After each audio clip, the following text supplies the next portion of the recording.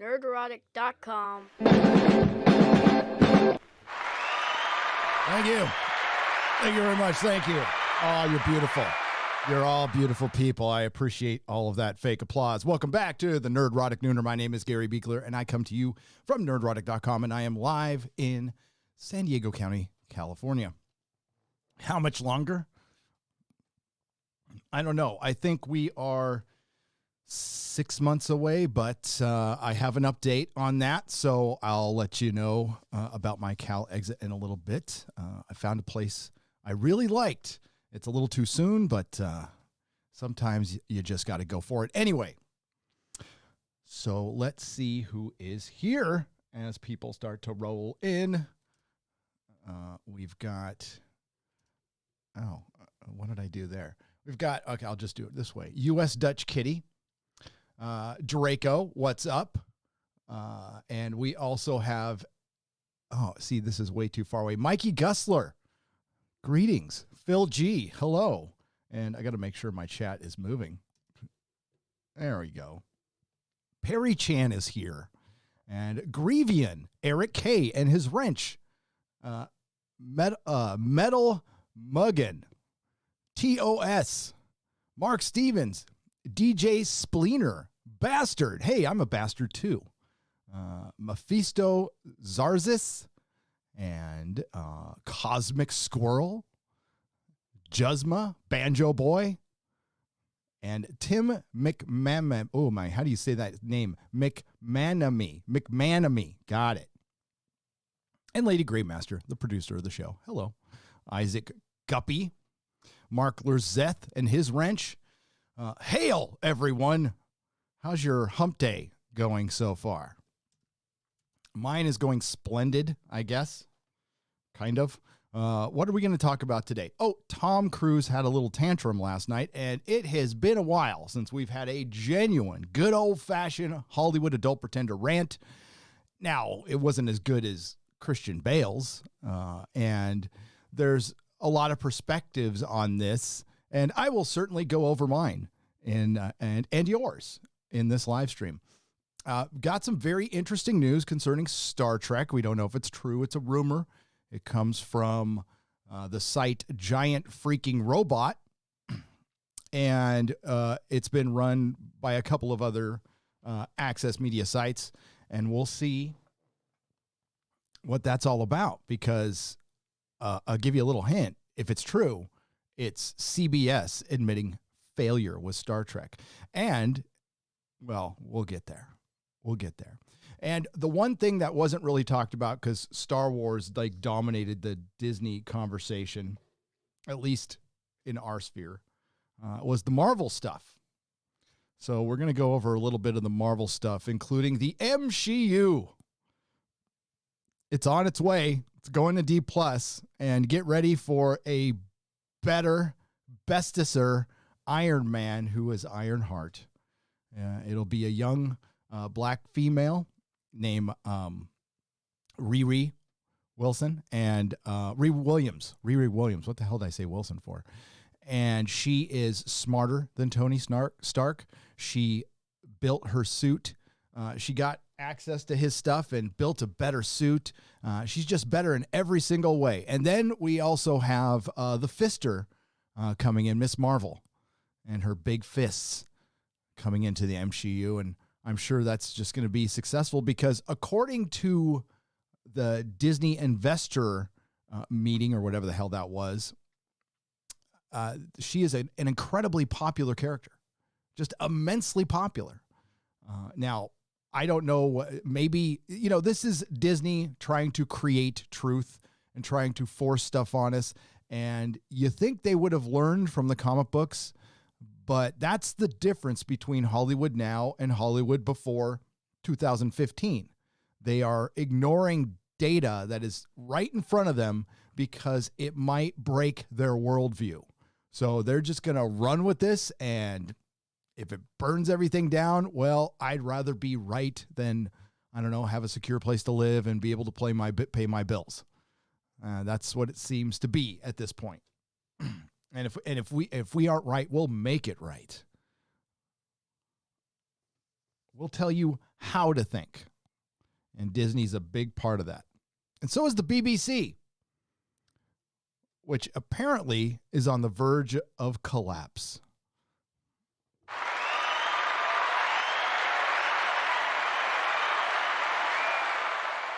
Not sorry to hear it at all. I wonder if it has anything to do with not having a legit Top Gear and not serving the entirety of the British population, having a really crappy Doctor Who show. I don't know. You tell me. You tell me. First, I think we should deal with Tom Cruise. Tom's shouting coach for £5 says, "Hail, Gary. My son has been reading comics, but the missus wants him to have educational things. Might get away with it if any issues teach about history." You would have to dig for it, but I mean, if you're looking for academic comics, I would stay as far away from those things as you possibly could because they are filled with agenda. There's some classic comics, but it doesn't really deal with history. I would, I don't know, talk to the missus and tell her that there are comics taught in courses in universities, although that's not a selling point to me anymore, to be honest with you. And maybe tell her that I learned to read on comic books, and so did a lot of people from my generation. So, of course, he's got to get an education, but reading is reading. Reading is reading. Now, I wouldn't have him read any modern comic books. I would go back to the 90s and below. So we got little Tommy here. Let me cue this up, get the sound going, and we will hear what Tom had to say. So I watched the video raw first, and I had a different perspective once I found out the details. So Tom Cruise, I'm sure you've heard, this thing has been watched 6.4 million times. And everybody and his uncle and his uncle's niece has made a video on this. I just didn't have time, so I'll put it in a live stream. And I had a different perspective after, just listening to the video without reading the article. Then I read the article, and you find out the context of the situation. So Tom Cruise went off on his crew because they were not adhering to the COOF protocols. This production of, and by the way, we're talking about the 7th Mission Impossible movie here. We're not talking about, making the next great classic. We're not talking about making a first James Bond film, or, I don't know, just think of a classic, which I can't. We're not making The Godfather here. We're making the 7th Mission Impossible film. So, and this production had been shut down before because a bunch of the crew or some extras got the COOF in Italy. And Tom Cruise does not want this production shut down. Now, one perspective could be that Tom Cruise is well off and he doesn't have a thing to worry about, and he's actually looking out for the people working on this film. I think that might be part of the motivation. Certainly, he does bring it up. I would default towards Hollywood pretender ego, though, and grandstanding, and I don't mind that he yelled at people. I know some people are going, he was very abusive to the crew. That doesn't bother me at all. That's Hollywood. That's light. That is tame. That is absolutely tame with what goes on. And each film, even a 7th Mission Impossible film, is treated like you are creating something that will change the world. Like, babies will be fed from this film across the earth. Starvation will be solved. We will solve racism and sexism with the 7th Mission Impossible film. They really believe this stuff. And that's part of the reason why it's gone to crap over the last few years, instead of like, we really want to entertain people. Now, if you take his rant and if you apply that to customer service, the business that creatives don't think they're in, but they are, because this is the 21st century and we have direct contact with you now. If he was yelling at crew members for going on Twitter and acting the fool, I would love this kind of, that kind of rant. And who knows, maybe that's happened behind the scenes. I highly doubt it though. But Hollywood certainly needs a good ass chewing and ass whooping because of that. As far as COOF restrictions, we can debate them all day. I'm not going to debate them here. I'm just not. And the mask stuff, the restrictions are the restrictions, and you have to adhere to them. But everybody was wearing their mask, and apparently they were just looking at footage, and they were a little bit too close together. If you look at Tom Cruise's perspective on this, if one picture gets out of people not adhering to COOF guidelines, the newly minted Essential Hollywood would look like, I don't know, the politicians who made those rules. So I don't know what the problem would really be. But then there's also Tom Cruise is crazy. I mean, like, we've all seen his act. We know about the Scientology thing. But the one thing I don't have a problem with is the yelling. I love these. I think they're funny as hell. And you got to feel sorry for the person on the other side of that, but then you have to ask that person, you sat there and took it. Yeah, it might cost you your job. Is your job that important to you? If I have been yelled at before in the past. I was very young. So, I mean, I didn't know what to do at the time. And then I got yelled at once when I was older, and it never happened again at that place. Never happened again. Because I let the guy say his piece, and then I tore into him. And then I told him, I don't need this job. You can go F yourself. And they kept me for some reason. Don't know why. Probably because I told the guy to go F himself, and I wasn't going to take that crap. And they might have respected it. I don't know. But they kept me after that. And that was the GM I talked to. So here we go. Let's listen to this. It was at an auto dealership. Do we want a full screen? Oh, we can just see this. You're back there in Hollywood making movies right now because of us. Because they believe in us and what we're doing. I'm on the phone with every studio at night.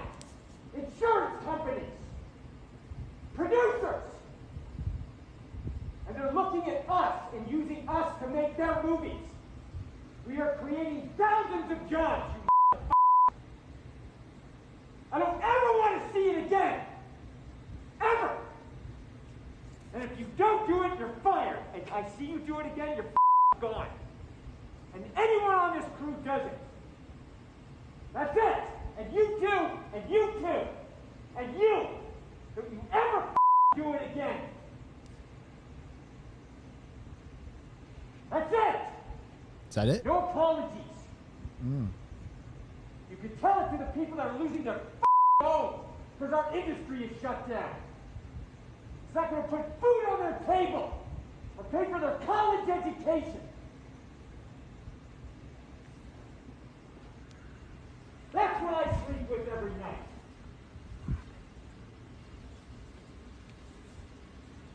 In the future of this industry. He sleeps with the future of the industry. I wonder who I wonder who they are. Sorry. I lost my place there. In the future of this industry.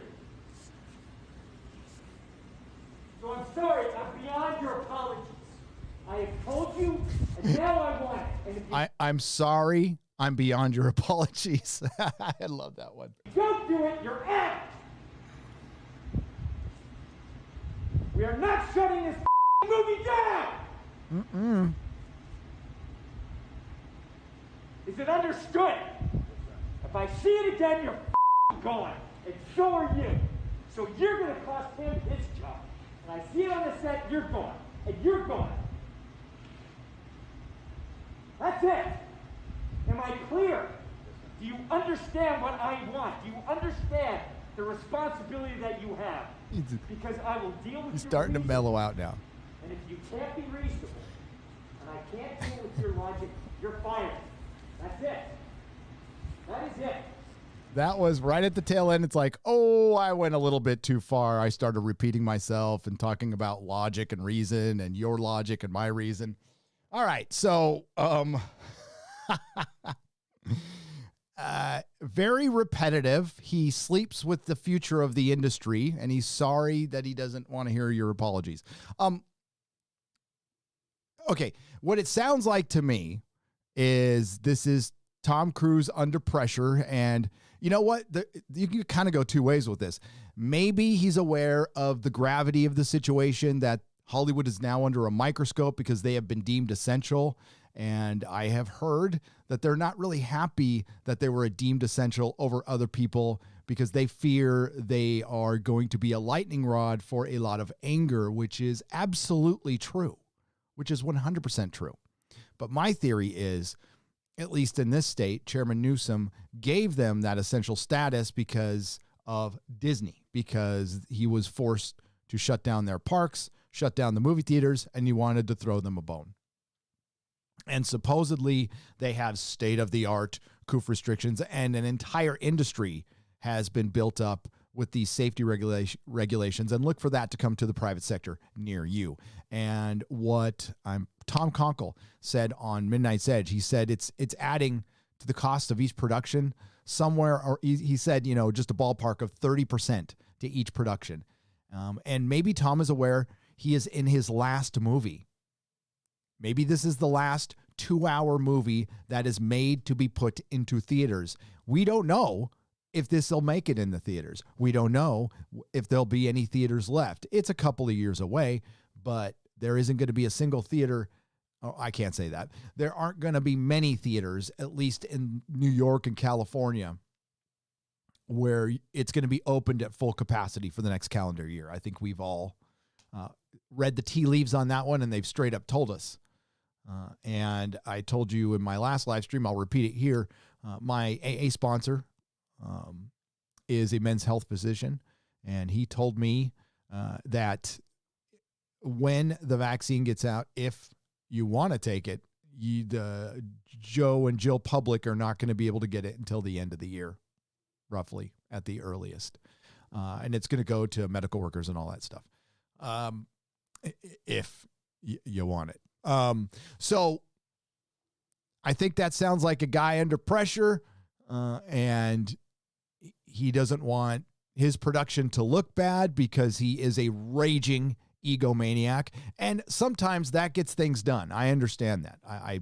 Again, I don't have a problem with that. I don't have a problem with being, yelled at or yelling at people. Again, I've been yelled at work. I've been yelled at plenty by my pops, by friends, by my wife. It's part of life, and it's how you take that stuff. I'm looking what's trending here. Why is it all caps? He said the line. He said the thing. Oh, whatever. God, screw Twitter. I don't want to look at it anymore. Go away. Get out of my face. But I watched Jeremy's video. I watched Az's video. Who else? I watched Memology's video. And yeah, I think there's just a lot of different perspectives on this. I think Tom Cruise is a crazy, raging maniac, adult pretender. But I've also heard him do really cool things. When I was working down in Hollywood, he was working on one of the whatever Mission Impossible film was filming in 2010. And one of the crew members' moms down in South America, it's the South American country, had cancer. And he flew her up to the United States with the family and paid her medical bills, the whole lot, just for one crew member. So, you get the good with the bad with these extremes. So, and you don't, and that's not a thing he wanted publicized or anything. That was, and he's done stuff like that before. So you don't want to judge him too harshly, I guess. I don't hate Tom Cruise. He just plays the same character. I've never been crazy about the Mission Impossible franchise, ever since they made Mr. Phelps the bad guy. If I had a YouTube channel when Mission Impossible, the first one, came out, it would have been a year of me bitching about Mr. Phelps being the bad guy. That's like remake. It's almost like if JJ went out and remade Star Trek and made Kirk the villain. it would be the same thing. It was ridiculous because I love that show. Now some of the movies after have been pretty good, you know, but not great. Not great. So yeah, I mean, like it's funny. I wish we'd get more of these. I love them, and you are looking, and that's when you see real Hollywood. That's the rare occasion you see real Hollywood when their guards are down and they're frustrated with their pretending. And you know, of course, there's something else. Like nobody goes off like that unless there's something else bothering them. And maybe the lockdown is getting to him too, like it's getting everybody else. So he decided to take it out on a bunch of crew who were standing a little bit too close together. Me, I'm not going to freak out over that. Now, I am completely aware of COOF guidelines. And that whole essential argument, I just want to repeat it here. I don't like the fact that Hollywood is deemed essential over gyms and restaurants because they're not. I think everyone's essential. I want Hollywood working. I do. I want the restaurants working and I want the gyms open. And I'm okay if there's some guidelines, if they are evenly implemented, if they make sense. They're based on actual science and not partisan science. And they are, the implementation is communicated well in advance. We have a plan and then we stick to that plan.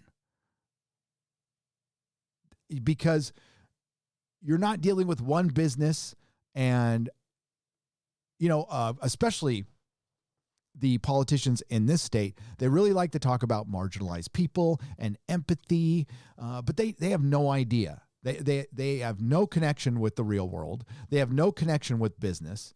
Most of them have never owned a business. London Breed, the mayor of San Francisco, has never worked a day in her life in the private sector. So she's making business decisions based on no experience whatsoever. And if we had all gotten together and just had one plan and just stuck with it and kept everybody open while being safe, while protecting the most vulnerable, our economy would have survived. And, you know, it still might. I don't know. I don't want to sound all dire. I'm not taking any black pills here, but we got to be realistic too. And I think Tom just showed you that Hollywood is not in great shape. You know, if you watch that Disney presentation, man, everything's awesome. No problem. No theaters, no parks. We got this. We have D+. And we're going to put 50,000 shows on it. And we're going to repurpose every announcement we made over the last 3 years. And we're going to lie to you a lot. And we're going to put up a big disclaimer at the beginning telling you that these could be lies. This could be complete BS. And then we're going to say we whooped Warner Brothers' ass by not actually releasing very much in 2021. And the last time I checked, Warner Brothers' 2021 slate is coming out in 2021. Advantage Warner Brothers, in my opinion. Warner Brothers effed everyone, dropped a bomb on Hollywood and Disney, and it was glorious. It was glorious because they are acting like a company who's absolutely desperate, and they are, you know, Disney doesn't like to show that. They don't like to show kinks in their armor and stuff.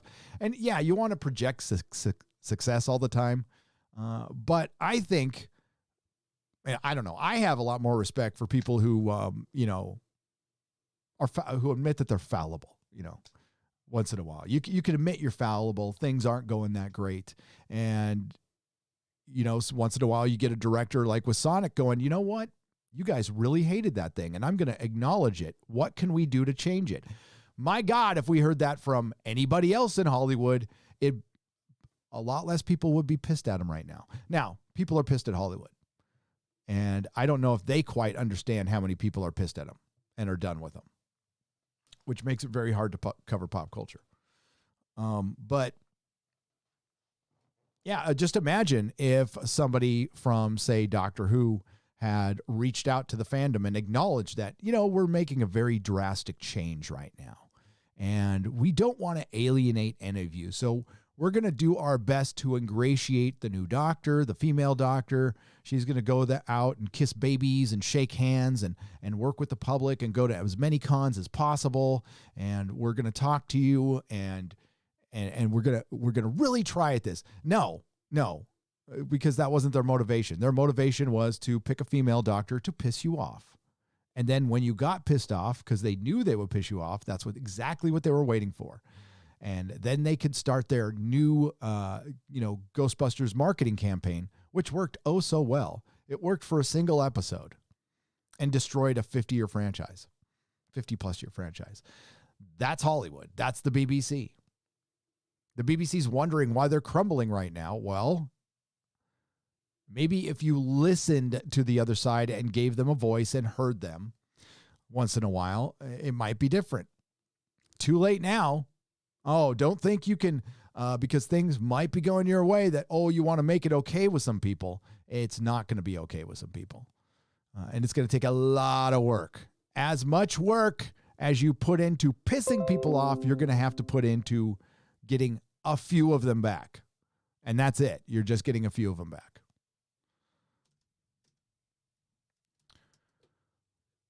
But yeah, if Tom Cruise's rant was related to, if it was, Ethan mentioned this in his video, if somebody in the comic book industry had made that rant to the repurposers, the destroyers in the comic book industry, they would have cried and left. But that's what they needed. And, if that went towards, why don't you not disrespect the paying customer?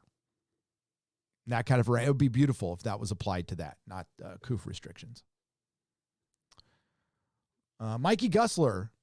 Oh my God, Mikey Gussler. That is a lot of super chats. We'll go through them. We got 1, 2, 3, 4, 5, 6 $5 super chats. Thank you, Mikey. He wants to talk about some Snyder Cut. Snyder said that his cut of Justice League will probably be rated R because of the profanity and violence. Batman says an F-bomb and villain cuts people in half. I don't have a problem with the latter. I don't know why Batman needs to drop an F-bomb. I just don't know why that's necessary. That seems too crass for somebody who was raised very rich, and also, yeah, it just seems too crass for Batman to me. I don't love everything about Snyder's decisions with that, and it's its own world, and it's fine, but I don't like Ezra Miller as Flash. I think it's terrible. I think there are some things, but I like Ben Affleck. Snyder answered a fan's question on Vero yesterday about when his cut will be released. His response was the first quarter of 2021. I'm thinking March. I agree, Mikey. I agree. Snyder shared a post on Vero, which details that 2 out of the 4 episodes of his cut is finished editing. We are getting closer, Gary. That's good. Snyder posted a photo on Vero today of his cut of Justice League being shown on an IMAX screen. It looks beautiful, and the effects look to be nearly complete. I'm getting super hyped, I can tell, for the Snyder Cut. I sent you a photo of the Snyder Cut showed in IMAX on Twitter DM. I will take a look at it, Michael. Yeah, get freaking hyped, dude. I'm glad you're hyped, and I'm glad somebody's hyped about something. The one thing the Snyder Cut won't have, well, we'll find out. We're going to find out.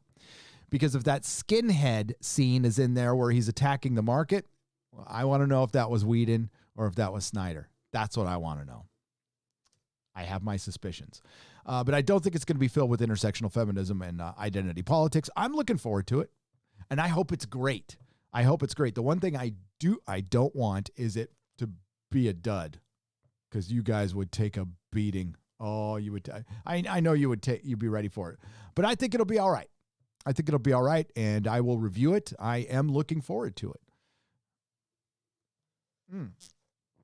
And it's going to be looked back on as it's going to be looked back on as where the future started.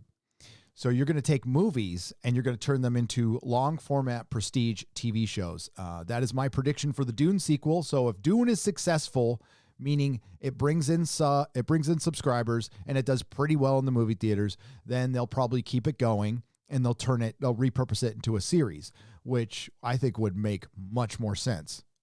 Now, I don't know if you keep Denis Villeneuve, but I think it would make more sense if it was a series. Then you have a chance to be quit trying to be the next Lord of the Rings. Nobody's going to be the next Lord of the Rings. It's like trying to be the next Star Wars. It ain't happening. But if you want to be the next Game of Thrones and do one better, go for it. That's out there for the taking. Night Ninja for $4.99. Thank you for introducing me to The Expanse. I'm on season 3 now. So far, Amos is my favorite character for being so black and white. Yes, he is my favorite character as well, and the show is brilliant. The first 3 episodes were fantastic. Absolutely fantastic. Good TV is out there. It exists, ladies and gentlemen, and we can be happy about that. All right. Let's go to some Star Trek news, shall we?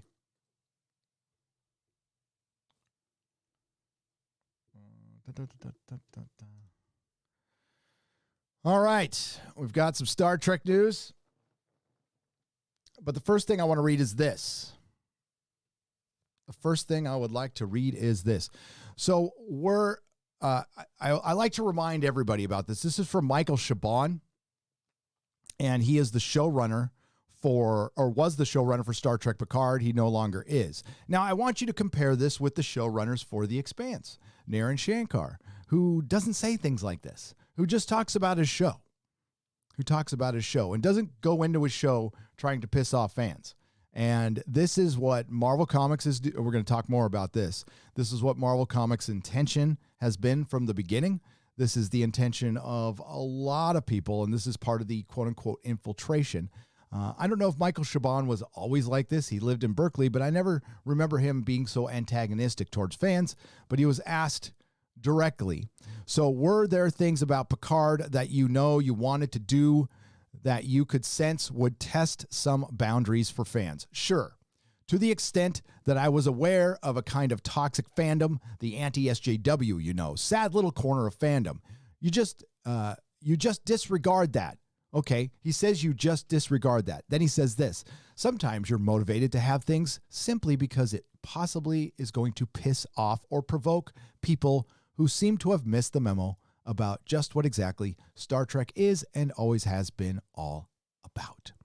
I like to repeat that because that is, again, look, you're getting a little view behind the curtain of Hollywood, and he was a little truthful there, and I guarantee you this is what Chris Chibnall thinks, J.J. Abrams, Alex Kurtzman, Kathleen Kennedy. I hope Kevin Feige doesn't think like this. I really don't, but I'm starting to wonder. Just a reminder, Kevin Feige runs Marvel Comics. And we are going to talk about Star-Lord as well. So the interesting news from Star Trek is the current Star Trek series beaming over to Netflix. Now, this rumor originated at Giant Freaking Robot. I have some unsolicited advice for Giant Freaking Robot, and this is why I'm not reading your article. I don't have a problem with you guys. You've talked about my stuff before, and I really appreciate it. In the third paragraph of your article, you flex. You say, we heard this rumor from somebody who gave us a Wonder Woman rumor, and we were absolutely right about that, and we broke that, and we're awesome and great. It's like you don't need to flex like that. You don't need to, if you are confident in your source, you don't need to prove anything beyond that. You're on the website, just let your information speak for itself. And yeah, because I find that to be incredibly cringe. It's just like a YouTuber, if somebody pops off or if somebody goes after you on Twitter and you come back at them with, I've got 300,000 subscribers and 25,000 followers on, blah, blah, blah, blah, which means jack squat. I mean, I appreciate it. I am grateful for it, but I'm not, to use it to shame somebody or say I'm better than you. I mean, that is weak. So yeah, I just, that's why I'm not reading the article. All right. Star Trek Discovery might be going to Netflix along with Picard. And according to one of my insiders, Secret Hideout is trying to force it on Netflix. I don't know how anybody forces anything on Netflix, but maybe they're trying. And they've kind of gone rogue. And you have to ask yourself, Isn't CBS All Access just about to get rebranded into Paramount Plus? Why in the hell would you basically license out or sell off your flagship crown jewel franchise, and you're going to have to compete with them on Netflix? And the logic behind it makes no sense, but we're going to go over it anyway.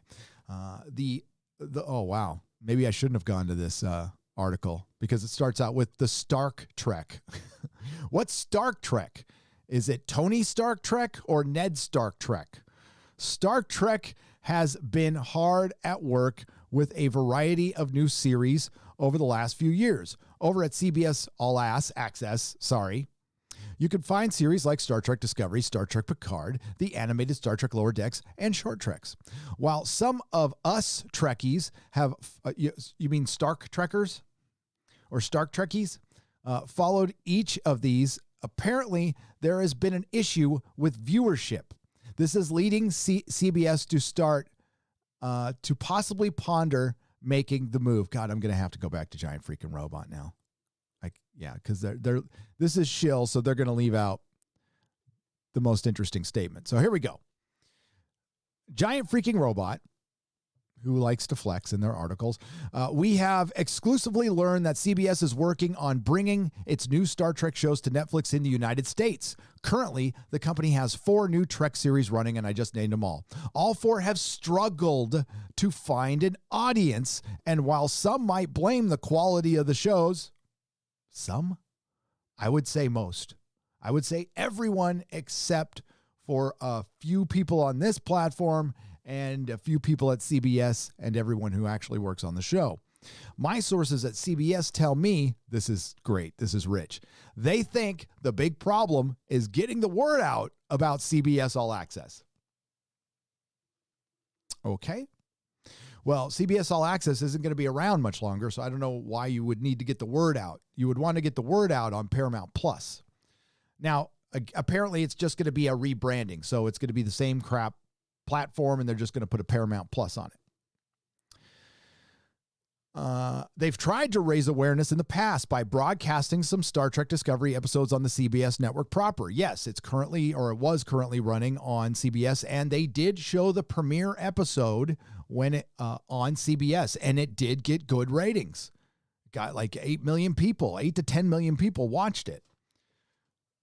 And then it went over to CBS All Access and got like 300,000 views because nobody followed it.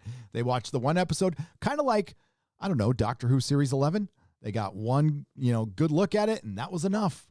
But it didn't work when it went over there. The show only scored a 0.2 rating. That's in 18 to 49. It had 1.5 to 1.8 million viewers watching. It's still not very good in a country of 331 million people when you air it on primetime on Thursday, but they needed the ad money, apparently, when it aired on network television. So now, according to my sources, CBS is considering bringing some of its streaming Star Trek programming to Netflix instead. Again, this makes no sense. If you want your streaming network to survive, your streaming network needs to be the only place you can find Star Trek. Am I going to go, I want to watch Star Trek tonight? I think I'll watch it on the janky CBS All Access that still has audio issues and it still drops frames like crazy or pauses in the middle. Or am I going to go to Netflix where I can watch it in a beautiful 4K? Not any of the new garbage, but the old stuff. And I don't know if it's all in 4K, but you can watch some stuff in 4K and it's damn good. That's how far ahead Netflix is, by the way. Their 4K is pretty damn good. You know what this is, though? If this is actually happening, this is CBS admitting failure.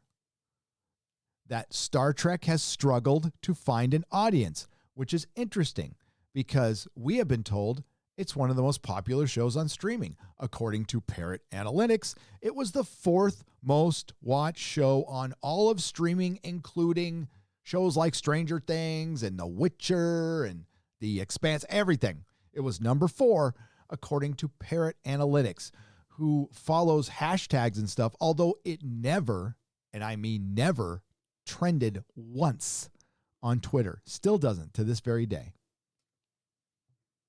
I was also a little disappointed to not see the Expanse trending either. Maybe that changes today. I hope that changes today. So were they lying to us? Oh, they wouldn't lie to us, would they?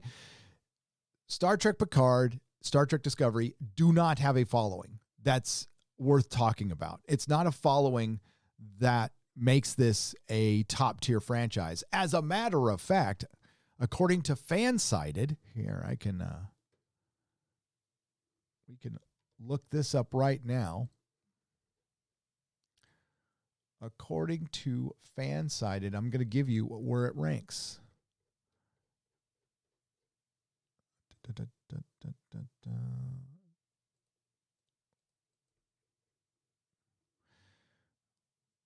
Where did you go? There it is, right there.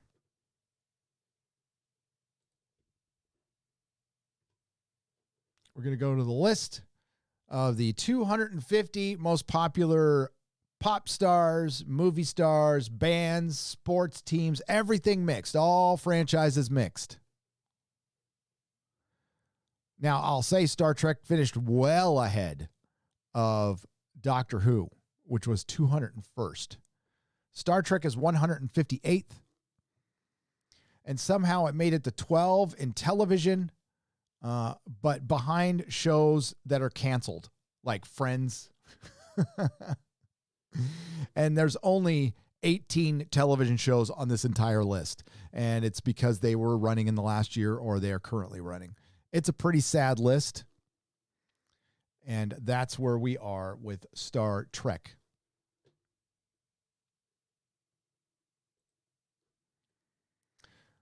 This is where they flex. According to my exclusive source, CBS believes that by offering up some of its Star Trek shows to Netflix users, viewers who are already primed to spend money on streaming, they'll be able to get crossover to CBS All Access. So they're in negotiations to bring Star Trek Discovery, Star Trek Picard, Lower Decks, and the short treks, and I'm assuming Strange New Worlds, over to Netflix. Star Trek already has a strong presence on Netflix. Several other older Star Trek shows like Star Trek Enterprise are currently available to watch there via legacy streaming deals with Netflix. So a Star Trek fan base does exist on Netflix, and in many cases, they still haven't crossed over to CBS All Access. Why? Why? You think it's just lack of awareness? It's been out there. You forgot to mention that they offered free episodes on YouTube. And they didn't get very many views. It was just for a day. You forget that when there's certain posts, every time they did a con and they went live, they turned off the comments or they deleted comments. They deleted dislikes. YouTube deleted dislikes for them, compromising the integrity of this platform. By the way, I really appreciate you're here. I really appreciate you found. I have been in a doghouse where my notifications aren't going out, and I usually don't believe in this kind of stuff, but when my notifications didn't go out for my members stream, which goes exclusively to my members who are a big part of this channel, and I love them, and I do a live stream with you guys once a week. And I'm about to make that twice. And it just didn't, it happened to Doomcock as well on the same day. Now, it might have something to do with the big algorithmic change that happened earlier or just last week. Another one. We've had so many since the election. It's been very odd. And I remind you, prior to the election, this channel was growing like crazy. And Quartering, and I really thank the Quartering for making a video and bringing it out, because it wasn't just happening to me, okay? It was happening to other up-and-coming channels, which is probably going to frustrate the hell out of them and make them stop. And we want new people to come on this platform all the time. We need different voices, new voices. You always want to hear, we want different voices. No, you don't want different voices. No, you don't. And I think after YouTube's decision a couple of weeks ago. A lot of people just decided to leave. So, I was working on a plan B, but then it got taken over by me going to Texas. But now I'm back to working on plan B as well because, I don't need to sleep. I really don't. Whether it'll only be older episodes of Discovery Picard and possibly Lower Decks, which will show up on Netflix, or whether they'll actually get the air to air the new ones when they're released remains to be seen. Netflix would obviously like new episodes, but CBS selling them the rights to those would probably mean they're finally giving up on CBS All Access as a going concern, or as it concerns, I guess. It's worth noting that CBS and Netflix have already closed some other deals recently, deals which would bring other new CBS shows to the uber-sized streaming platform. For instance, CBS just licensed the first season of the show Evil and Unicorn to Netflix, and rather than hoarding it for proprietary viewing on their own streaming service. Dude, that's how your streaming service grows. So that is Viacom CBS admitting failure. And this is going to be the future for a lot of streaming services. You're going to see them. You're going to see big corporations who used to be the big dogs, who used to be the gatekeepers. They are now going to be the gatekeepies. They're now going to have to go with their hat in their hand and go to Mr. Netflix, please. Will you show our, we'll license our show. And Netflix is all, yep, pennies on the dollar, buddy. Sure thing. You tried to compete against us, and now you found out how hard it is and you want to come back. Well, that's going to cost you. That is going to cost you dearly. And CBS won't be important. The one leg up they have on everything right now is live television, but that is dying.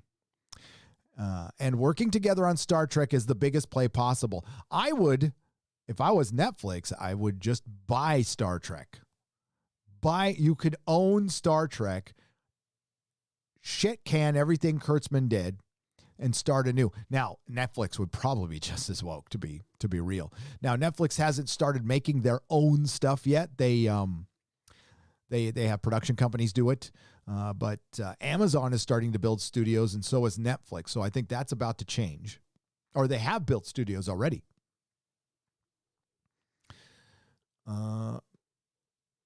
Listen, what do I think is going to happen? Viacom is probably going to have to sell.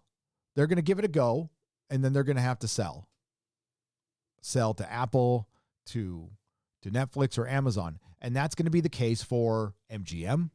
It's going to be the case for a lot of littler studios. Disney will stay Disney. I know there was that rumor of Apple buying Disney. That would be, I don't know. You can't put it out of the realm of possibility. I never thought Star Wars would sell. I never thought Marvel was. When Marvel sold, I was floored. I was like, what? Are you kidding me? Yeah. So, I'm not going to... This has gone beyond the streaming wars. Warner Brothers has created the Hollywood wars. They are pissed, and it's going to get more cutthroat than ever, and it'll be fun to chronicle. It will. This, though, I think the big takeaway from this, I would have reworked this headline. I would have said, CBS admits failures with Alex Kurtzman's Star Trek. That would have got a lot more eyes on your article, and you still could have, because that's what this is. If you have to give it to Netflix instead of airing it on your streaming service, that means you have a problem. Guess what's going to happen when it goes to Netflix, though? A few more people are going to see that it sucks and not watch it. I don't know if you want more people to watch it. I don't know why they give Alex Kurtzman so many chances. I know they have a lot of money and time, but it's to a ridiculous point now. You even have the Star Trek fandom reevaluating right now, going, oh, maybe this thing really does suck. Maybe maybe it's a sort of discovery, shall we say, that they're figuring out that they have a giant space turd on their hands with a lot of crying, a lot of forced fake drama, and a hell of a lot of Michael Burnham and Star Trek Picard doing the most damage to the franchise possible. And that was that was because of Sir Patrick Stewart, which makes it all the harder. That's why he's the Benedict Arnold of Star Trek. Damn shame. I used to respect the hell out of that guy. Christmas time is coming. He used to do a one-man show, A Christmas Carol. I saw it like 8 times. I went to 2 shows in a row one time. He'd do it up in Irvine. He'd also do it at UCLA. And it was brilliant. It was so good. I have it on disc, and I listened to it. It's so damn good. Christmas Carol, right? I said A Christmas Carol. Sometimes I don't know what I said. Star Trek admits failure. Welcome to the party. What were we saying a couple of weeks ago? A lot of people are coming over to our side now. It reminds me of After the Timeless Children when a lot of people came over. And our side is, we want good Doctor Who. That's all. That's all. But what did they do in the latest trailer, which I haven't really reacted to for you guys? They brought back a beloved character, Captain Jack, and then they belittled him within a 1-minute trailer. It was frickin' Yaz who does it. Then they bring back the most hated character in one of the most hated episodes of all time, Robertson, who's the Orange Man bad stand-in. And we have one of those in Wonder Woman, too. Wonder Woman's going to suck. I hope I'm wrong. I like Gal Gadot. That's how you say it. We figured, Jeremy figured that out on Friday Night Tights. By the way, thanks everyone for tuning into Friday Night Tights and turning it into the success it is. It's a hell of a lot of fun. And we will have a Christmas Day episode. It will only be 2 hours, so we can let the co-hosts, be with their families and stuff, and including yours truly. And it's just going to be us. We were trying to find a guest, couldn't find a guest for obvious reasons. And I'm like, yeah, I don't want to put anybody in that position. I can force the other guys to work. I mean, I could ask the other guys to work. No, I'm just kidding. They all agreed to. And we're going to have a special Christmas episode. What we're going to do, I don't know. We're going to read the entire Santa's Husband, but we're all going to read it. We're all going to take a page, so it'll be fun. It'll be fun. But thank you. Thank you, everyone who has subscribed, who has stuck with this channel. It's been weird, but I get a lot of really cool messages that people really enjoyed the live streams during the lockdown, and to help them get through. And it reminds me when I was going through my hard time, and I was listening to a lot of talk radio, and it just helped. So it was nice to hear that. It's really nice to hear that. And you guys helped me as well. Where did I go? There we go.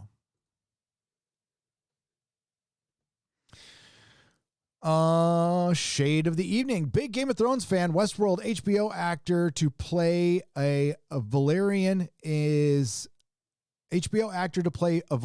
black. They have silver hair, pale skin, and purple eyes. Stop shoving SJW down my throat. They did not.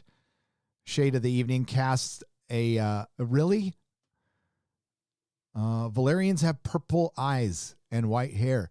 You could have. I mean, there's diversity in Westeros.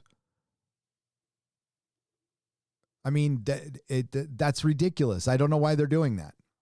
The Valyrians have a specific look. Well, I mean, it's going to be the same thing for Lord of the Rings. Boy. Sorry to hear that. Thanks for the $5. And listen, again, there's diversity in Game of Thrones. There's no reason you can't cast a lot of black actors, because they're all over the place in the book. It's not like they're not represented. And you can and you can put them in Dorne. I mean, you can put them all over. Bastard, and it's fine. It's fine. You just want to be, yeah. Okay. Bastard for $4.99. Since strip clubs were open, I decided to go hopping to catch the cooch open up. Bastard, thank you for sharing that. Yes, the strip clubs are open, but churches are not. I think they should both be open, personally. I don't know what the difference is. I think there's a lot less contact in church than there is in a strip club, but that's me. And I'm saying that I'm not a religious person. I'm an agnostic. Again, the strippers got to work. That's cool. I think a lot of people will like to get their spiritual on too. Modalicious for $2. An Australian source reported the vax contains. Oh, I can't read that. Modalicious. Come on, man. Come on. I can't read that. I wish I could. But hope if you guys saw it there. Are you trying to get me in trouble, dude? Thank you for the $2. And I can't make that claim here, man. I mean, dude, I cannot make that claim here. Somebody in Australia said the vax has something in it. I don't know what the source is for that.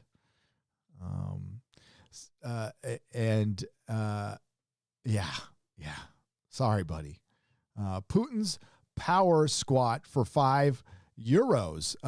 CDPR News wasn't enough to release a buggy game. Now they removed a CCP critical game from the store because gamer complaints done with them. Yeah, CD Projekt Red has fallen from grace. They lied. They knowingly lied, and they removed a game because of Winnie the Pooh.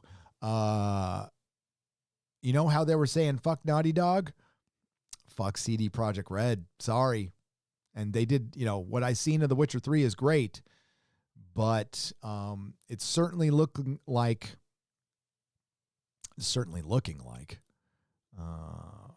we're getting dominated right now. And it's up to us to stop that. And we might have to give up some convenience to do that.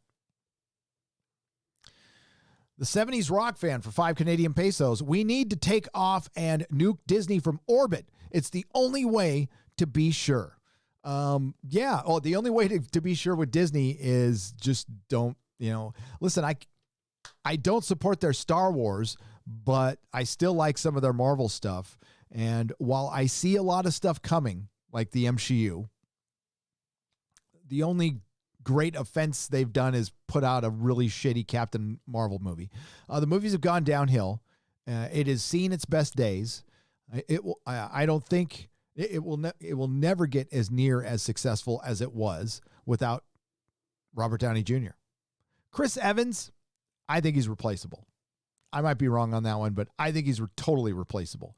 I think Hemsworth is a better Thor than Evans is a Captain America, but Robert Downey Jr. is going to be tough to replace, although I still think they should recast him. They shouldn't have killed the characters, and it was stupid, but they did it so they could bring in Riri Williams, and they can bring in Sana Amanat's Miss Marvel, and then they're going to try to force them down our throats instead of making them genuine characters, and they're not genuine characters, and that's why they won't work. Those are characters created by the bigotry of low expectations. That is a bunch of dudes at Marvel going, oh, these marginalized people of color aren't talented enough to make it here in this comic industry. We're going to say that we're oppressed because they were oppressed, but we really just don't think so. We have to help them as much as they can instead of, finding a talented, and they do it the laziest way. If they actually believed in black female characters and LGBTQ characters and all these characters, they would build them from the ground up, create a following, because it has worked in the past. Captain Jack Harkness is one of the most popular characters from Doctor Who. In some areas, he's more popular than doctors. Not with me, but with some people. It's because they built that character up from scratch. They cast him right. But you do something like you take Star-Lord and you just arbitrarily turn him bisexual this far into the game. That is your bigotry of low expectations. And the only reason you did it was why I read that Michael Chabon paragraph earlier. They did it to piss you off. And then there was already tweets going, well, the istophobes are going to hate this one. Yay. We just created another enemy. And now we have another reason to live because we stole something from you in the name of progress, but it's actually regressive. Here it is. Here's some early Star-Lord. I was reading these as a kid. This is the Marvel Preview Presents. This is the magazine where Rocket Raccoon, this is not the exact one, but this is the line that Rocket Raccoon and the Guardians of the Galaxy were essentially introduced in. These are comic books that went around the comic book code, so you could have nudity and fun, and they were an adult franchise, right? So, and you got art like this. It's beautiful. Even in black and white, look at these covers. I love these things. Oh my God, I love these things. And that's why I just bought this to decorate on my wall. Now, when you see pages like, hang on, the only argument that might back up the whole, when you see pages like this, you go, okay, maybe they had a point. No, I'm just kidding. No, it's terrible that they did this, that Al Ewing did this. And did Al Ewing ask Steve Englehart if it was okay? Doubt he did. Steve Englehart, the creator of Star-Lord, who's still alive, lives in San Francisco. Shit, he might have been okay with the decision, but I doubt he was even asked. And this is why this whole thing is falling apart. The comic industry is falling apart, and they're just hastening its destruction.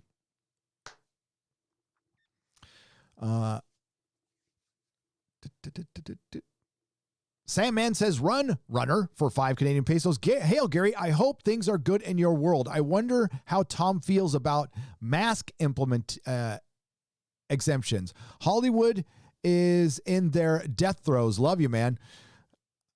A lot of people are mad at them.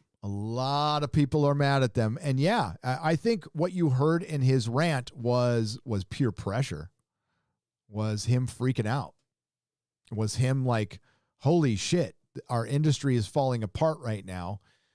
So he took it out on coof measures. What the hell is going on? Hang on. Just a moment.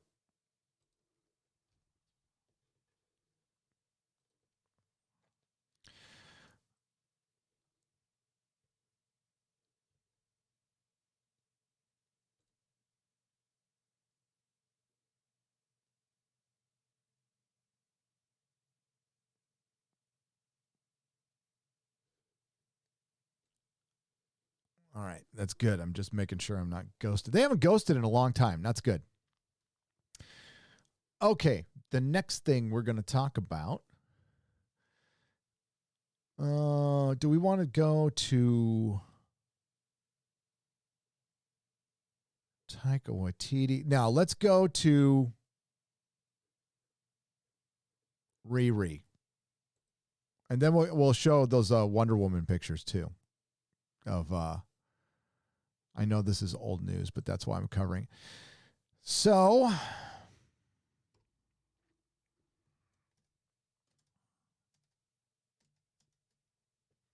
Kevin Feige announces Ironheart series, touts her advanced armor. This is from John F. Trent from Bounding Into Comics. Thanks again. Marvel Studios boss Kevin Feige recently announced a brand new Ironheart TV series for Disney Plus, where he touted her advanced armor. Feige's announcement came during the Disney Investor Day 2020 presentation. Dominique Thorne will play the title role. And as we like to do, both Secret Invasion and Ironheart will tie directly to the MCU feature films, he concluded. Here comes the MCU.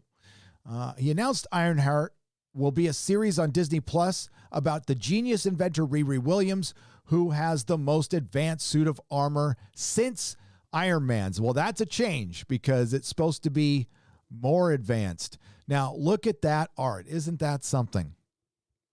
It's something. This comic was canceled, of course. This was presented on Disney's Investor Day. They said it was a highly popular character. Look at the comic art. Look at that compared to what I just showed you. For one, Okay, we have all this space right here, and there's supposed to be the enemy within, right? And what is this supposed to be? The Mandarin? Like her version of the Mandarin? I don't know. I see the 10 rings right there. So here's the logo. Here's the sub logo. This is all monochrome, so you can't really see it. So she stands out, which, God, I don't know, it's the inking or the penciling or both. It's terrible. Covers used to be dynamic, and this is utter. I mean,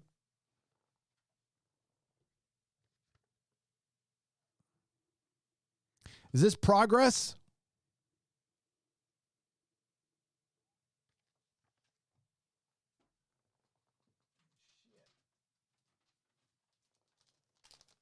Here's the Secret Invasion poster book. Is this progress?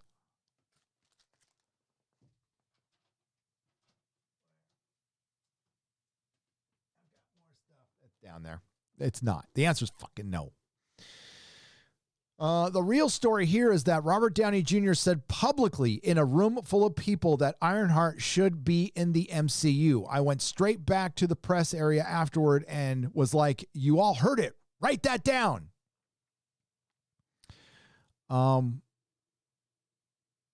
Okay. Robert Downey Jr. is going to say on his way out is going to say Ironheart should be in the MCU. All right, Kevin Feige, let's see you put your money where your mouth is. As a matter of fact, I'm going to double dare you on a couple of things, Kevin Feige. First off, in Guardians of the Galaxy 3, and I did, this is a little preview of my interview with Eric July yesterday. In Guardians of the Galaxy 3, I want a big old three-way. I want a three-way. I know. I don't even want to. I want you to make Star-Lord full on gay, and I want you to have him have butt sex with Galactus, and real size, and I want it to be vigorous. We'll see how much you believe in the cause. I have a feeling they won't make Peter Quill bisexual at all in the films, and they're just doing it canonically, and they did it as a reaction to Chris Pratt. That's not something I suspect. This is something I know. Chris Pratt simply hasn't talked about his politics. They all of a sudden assume that he is part of the right. And who cares if he is, by the way? And good for him for not spouting off his politics. And good for him for being a good actor. A great Peter Quill.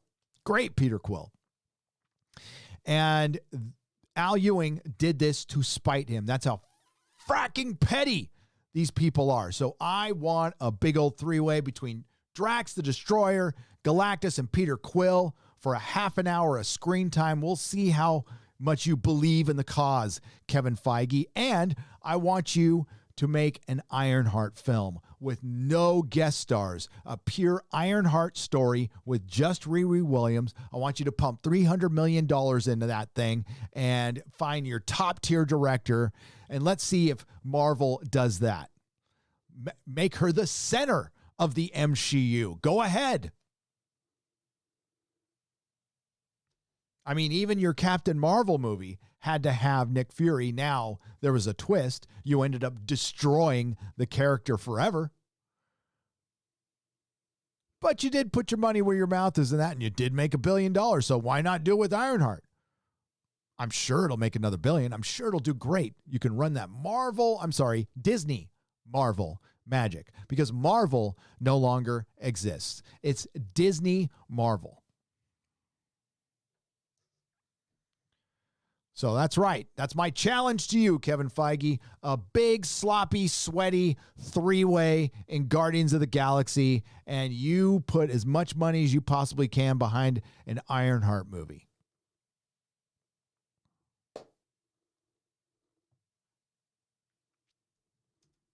I have a feeling it won't happen. Just me. Although put it on Disney Plus. You know, I'm wondering if The Mandalorian is a template for all Disney Plus shows. Now, I haven't seen, is there any other scripted shows that are genre? That I mean, I don't know and I don't care. But I wonder if it's a template. I wonder if WandaVision is going to, if their episodes are going to be 25 to 35 minutes long. Because if that's the case, that is screwing over the investors. Now, one thing they didn't mention is they only mentioned it for one series, for Obi-Wan, for Star Wars, is it's a one-off. I think most of these series are one-offs, which is fine. But when you say series, people assume more than one season, like we're making more than one season of this. But most of those projects were just repurposed films. So I don't think they're going to be multiple seasons. Time will tell. Disney has made announcements before, so has Marvel, and they've changed them. Loki looks pretty good. I'll admit, the Loki show, I am absolutely interested. I'm going to cover it. I'm going to do reviews on it. Winter Soldier and Falcon, there would have been a time I would have been pretty excited about this. But knowing what I know, it's going to have an Orange Man bad thing, just like Wonder Woman. So I'm a lot less interested, and it looks kind of bland. Anthony Mackie's a good Falcon, though. He's a good Falcon. Sebastian Stan, I don't know. He's very stoic in all of his roles, so I don't know. Maybe he'll be the next Luke Skywalker. We'll find out. WandaVision does look pretty good. I'll check out WandaVision. But I'm wondering if they're going to be short episodes.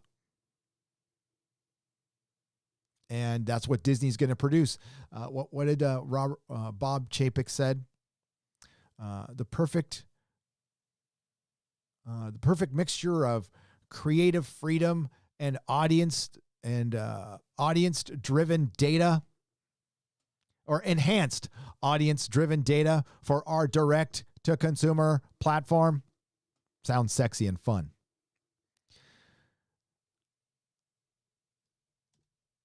But as usual, there's just a bunch of virtue signaling bullshit. And sure, they're going to make a show. The She-Hulk show is going to suck because Dana Schwartz is writing it. And we all know what Dana needs. She needs Az. She was the first person to sign up for his clown OnlyFans. I have good information on that. She-Hulk could be a great show. It could be the female Deadpool. If you made it sexy, like John Byrne, it would be immensely popular. But it's going to be feminist She-Hulk, and nobody's going to want to watch that. And they have Daredevil. They have Daredevil out there. They have the rights to what was the best thing they've ever produced. As shitty as most of the Netflix shows were, Daredevil season 1 and 2, remember how high our hopes were for everything else? Because after we saw those, we're like, oh my God. Because comic book stories belong as serialized storytelling. And it was done to perfection with Daredevil. Now, Disney's not going to get hardcore with this stuff. They're giving us a lot of talk, but I don't know if they're capable of doing rated R. We'll find out with the Noah Hawley Alien, which is interesting, but it's probably going to be, intersexual feminists team up with aliens to kill men. I hope I'm wrong, but yeah. More recently, the rumor from Thomas Polito detailed that an Ironheart series was in active development. Active development just means we're really thinking about it, and we're probably going to make it, but we haven't done shit yet. Active development is we went to 2 lunches, did some coke in the bathroom, talked about it for about 5 minutes, and then we're going to hire somebody else to take care of everything. With a targeted shoot date sometime next year. Sometime next year. There was also a rumor in April 2020 from Scooper Mikey Sutton that Williams would show up in a War Machine Disney Plus series, which they already announced. And she probably will. Scoopers. There it is right there. Scooper Pooper. Oh, you can see what I was looking at on eBay. I wasn't looking at Jet, though. I don't know why Jet was there, but I was looking at this right here. I don't know why Jet is up there. But this one I was looking at. I have it in my my basket.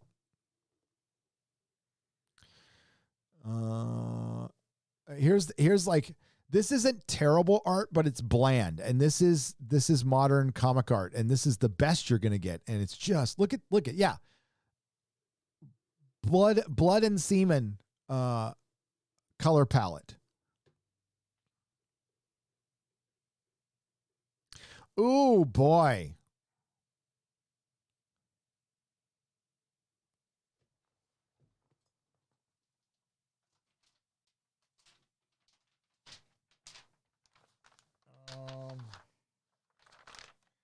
What can I compare this to? There we go. Here's some John Romita Jr. It's not great, but this is just from 10 years ago. Oh, that's not okay. I'll do the back. Okay, this is John Romita Jr. All right. And then look at Miss Marvel. Look at that. Oh.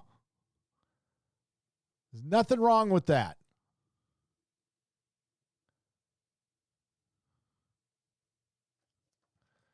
And then look at that. I don't know which way to point. Jesus.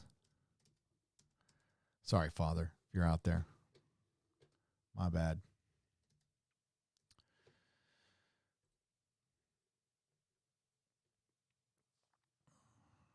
An Australian, I already read that one. I can't read again. Those nonpartisan plans left when riots started. Yes, absolutely. The riots changed everything, Modalicious. You're not wrong. You're not wrong. The riots turned the clock back for Hollywood and the BBC. I talked to my source at from Doctor Who. I talked to him last week. All right. While I didn't get anything like juicy about Doctor Who, I did get some very interesting information when it comes to the feeling, basically how they're going to forge ahead creatively. Sorry, air quotes, creatively at the BBC. And I think the same is for Hollywood. And what a lot of us suspected is absolutely true. The riots, everything that's happened in the last 6 months has changed their course. They were on a course of trying to maybe go a little bit towards the middle and try to please everyone. I'm making this, by the way, I'm just, I'm trying to make this as simple. It's a very, I'll probably get into it in more detail in a video. But he basically said the whole tone of the BBC is resolute now. They are absolutely resolute. They have been right all along, and they believe Doctor Who is going to double in ratings next year. Yes, they believe it will be an absolute success because they believe the tone of the audience has changed overnight. And they're once again believing what they want to believe instead of looking at the world for what it is. So they want to believe that their side, okay, and their side is authoritarianism. They have won the day. And we will tell you how to think, not what to believe. We'll tell you how to think. And that's their attitude. So that double and triple and quadruple down that you all expect is absolutely happening. I would love to paint a rosy picture for you, but we have work to do. We have work to do. Some people are out. Some people are like, I'm done. I can't do this anymore. I'm done. And I don't blame you. But any progress that was made in 2019 is gone. And the creatives in Hollywood, that's why Kathleen Kennedy kept her job. That's why Alex Kurtzman is still around. And the only thing that's still kicking Chibnall and Jodie Whittaker out the door after the next season was the reduced episode count because of, I'm sorry, the coof, but it actually was the horrific ratings. But editorially, they think they are right. And if the ratings shoot up this Christmas, or they're up just a little bit, they're not going to look at it as, oh, it only happened because of Captain Jack. They're going to go, it's because of us. We did it. Had nothing to do with Captain Jack. We'll see if Captain Jack helps.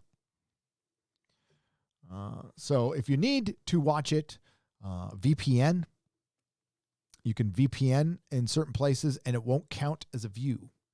It's very important. It's very important. But they believe, again, they have won the day. And maybe they have. Ultimately, I don't think so.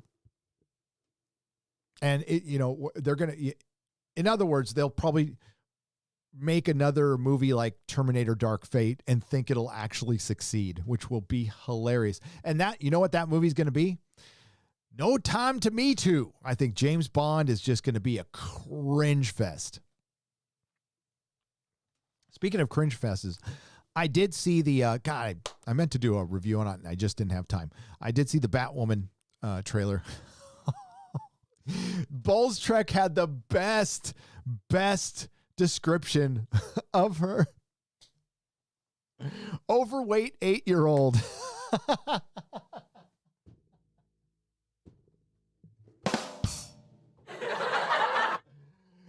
Overweight 8-year-old. I lost my shit when I saw that. Oh my God. Thank God Bulls Trek is back. I love him.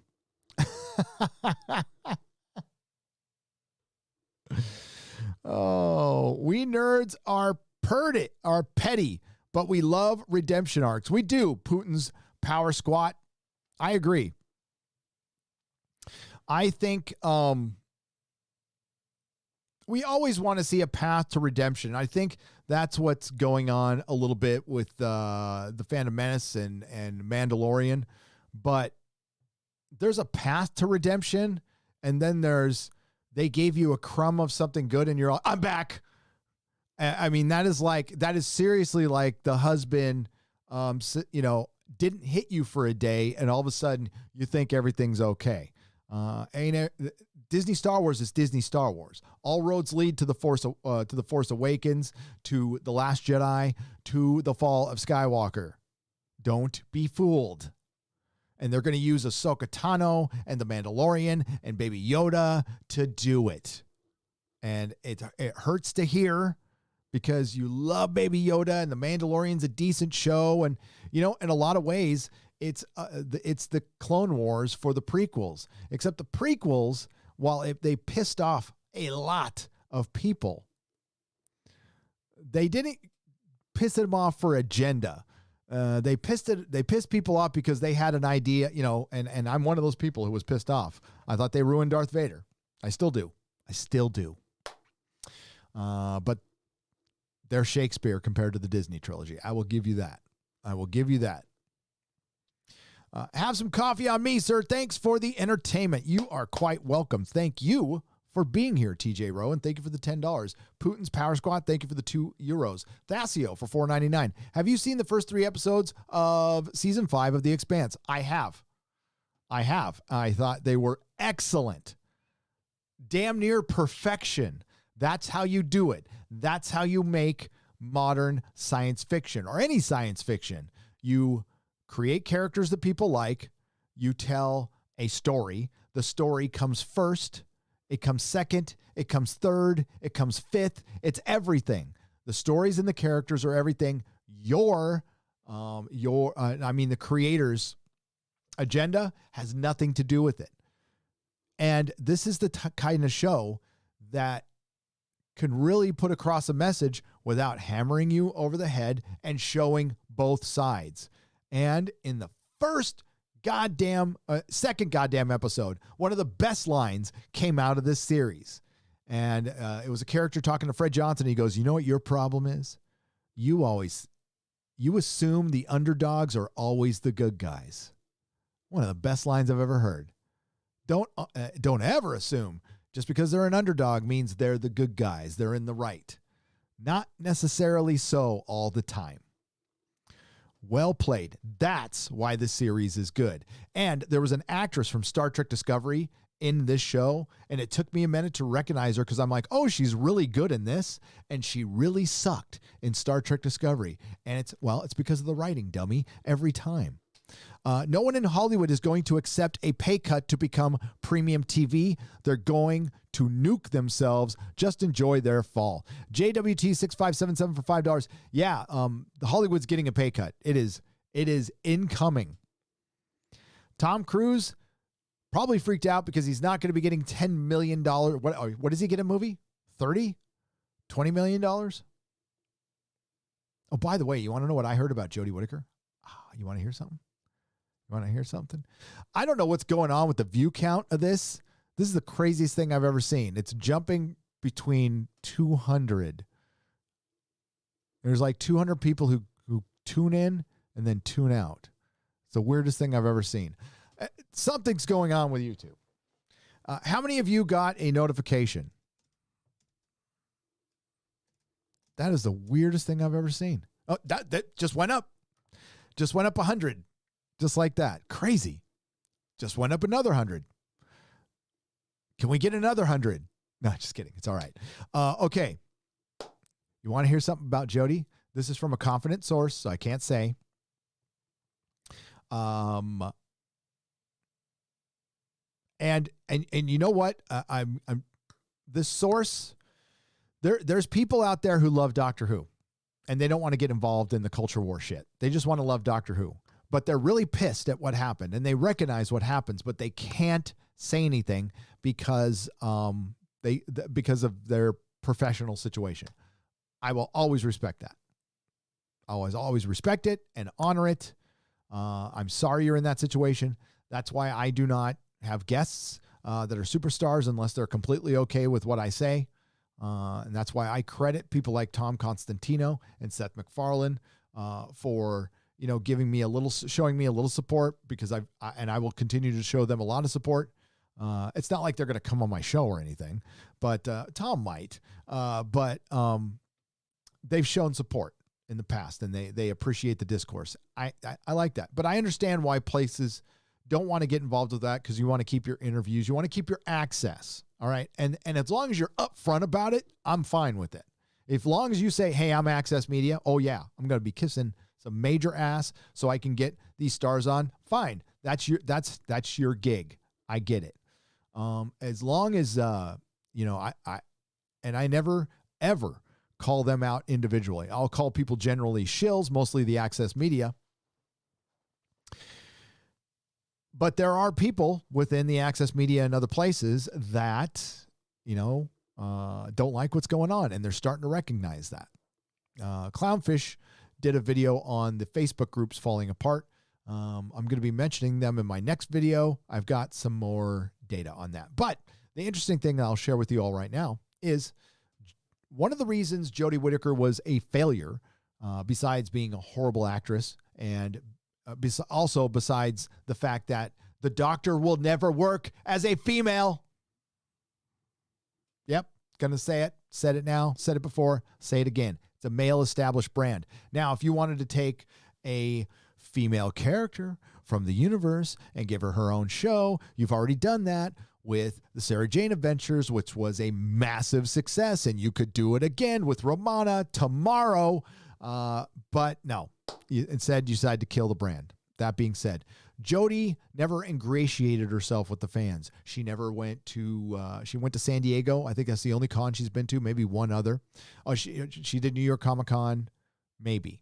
But she's never done small Comic Cons. She's never greased palms, shook hands, kissed babies, done what she need to do to ingratiate herself to the fandom. She hasn't done the work. She's lazy. She did not prepare for her job. She did not study for her job. She thought she could just roll in, and they have given everything to her. They have been about as sexist as you can get. They gave her every chance. And listen, credit, they paid her as much as Capaldi. But there's a reason she wasn't at these cons. And this is a suspicion, okay? She wanted to get as much money as the dudes, and people didn't want to pay it because she wouldn't bring people in. And instead of coming down on that, she just decided to not go. And it's fine. I don't think it would have changed anything ultimately. But I'll never forget seeing Peter Capaldi. Peter Capaldi was in some of the worst episodes of Doctor Who, period. But I'll still watch him sometimes because he's so great. And I'll never forget him being at San Diego Comic-Con in full costume, walking up and down a massive line, taking pictures, shaking hands, and meeting people and being a great ambassador for Doctor Who. And he wasn't just going up to the people he liked or politically agreed with. He was going up to everybody. Sorry to see those days gone. Phoenix Tangent. By the way, I got your email, Phoenix Tangent.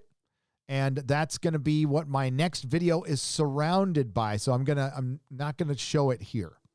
I'm not going to show it here. Phoenix Tangent for $5. I can't think of anything that's outrageous or infuriating other than the awful Doctor Who email I sent you this morning. So here's some coffee cash. Yeah, it is worth a video. We'll just say that. And it's halfway done. To clear up Friday Night Tight Super Chat, we are all aware of cancellation of the meetup advice, but ball busting is a habit and I can't break. Oh, no, bust my balls all day long. Man of War 665, Neighbor of the Beast for $20 all day long. It's fine. And I did, in fact, marry my girlfriend of the past 17 years. Oh, no, I missed it. That is awesome. So you married your girlfriend at the Vegas meetup that I wasn't at, but you, Eric K was there and everybody else was there. That is fucking awesome. So no more Palm Far for you. Gotcha. That's well done. Well done. Congratulations to Man of War 665, Neighbor of the Beast, for finally locking down the girlfriend after 17 years. I mean, I could ask you, what the fuck took you so long, dude? Seriously. But I get it. You know, marriage is just a piece of paper, they say. Me, blame the show's quality for its performance. Yes, you, Modalicious. Yes, Star Trek is blaming its failures on the platform. That is like the egg blaming the chicken for the egg not hatching. Are you fucking kidding me? Gray Ghost for $10. Hey, Hail Gary. Just wanted to say, as a Puerto Rican guy, that I denounce Latinx supremacy. Figured since I'm about equal and all, I should do that, especially considering Twitter decided on Latinx for me. They did? Gray Ghost? I don't know any Latins that like Latinx. And I happen to know a lot of Latins. And I don't know a single one that likes it. But they're individual people, and if an individual likes it, that's that individual's choice. But see, they want to compartmentalize us and keep us separate. Fuck that shit. Gray Ghost, thank you for being here. I love Puerto Rico, by the way. Been there twice. I loved it. Super Mastermind for $5. A lot of young Trekkies and at Dragon Con, but they dress up as the 60s stuff and are often in very good shape. Well, that is good to hear. But I did not see a lot of young Trekkies at the Trek Con. Now, which Dragon Con was that, Super Mastermind? Was it from last year? So I was at Star Trek Las Vegas last year, and there was people under 30 there. Absolutely. I would say that there was about 30%. 30%. The rest were 40 and over. 40 and over. I've got video and pictures to prove it. Listen, the thing I come up against, and Doomcock brings this up too. We both come up against it. Everybody is fandom. You love what you love. I get it, and you don't want to admit that it's failing. I get it. I was like that too.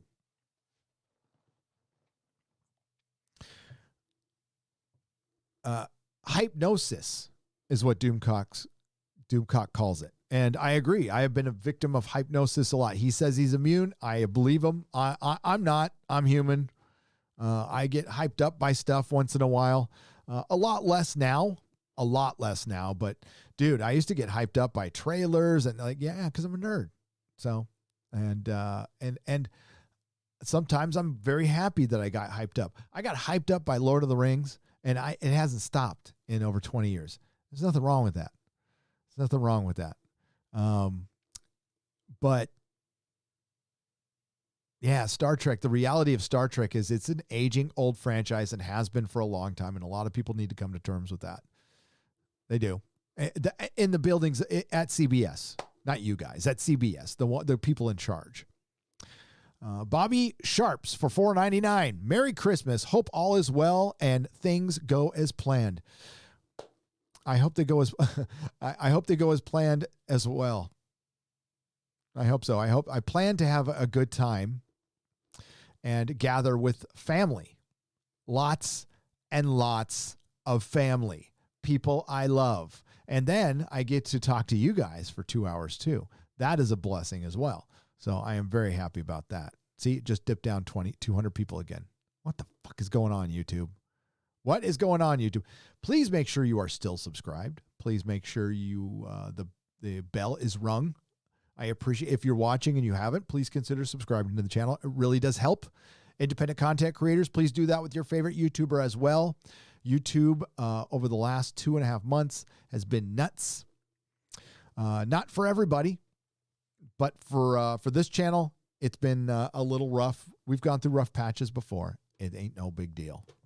And you know what? If it's the end, it's the end. I'm going to keep doing what I'm doing, though, because I'm having a good time. Keeper of the Track, and welcome to the proto-molecule level. Again, The Expanse was brilliant.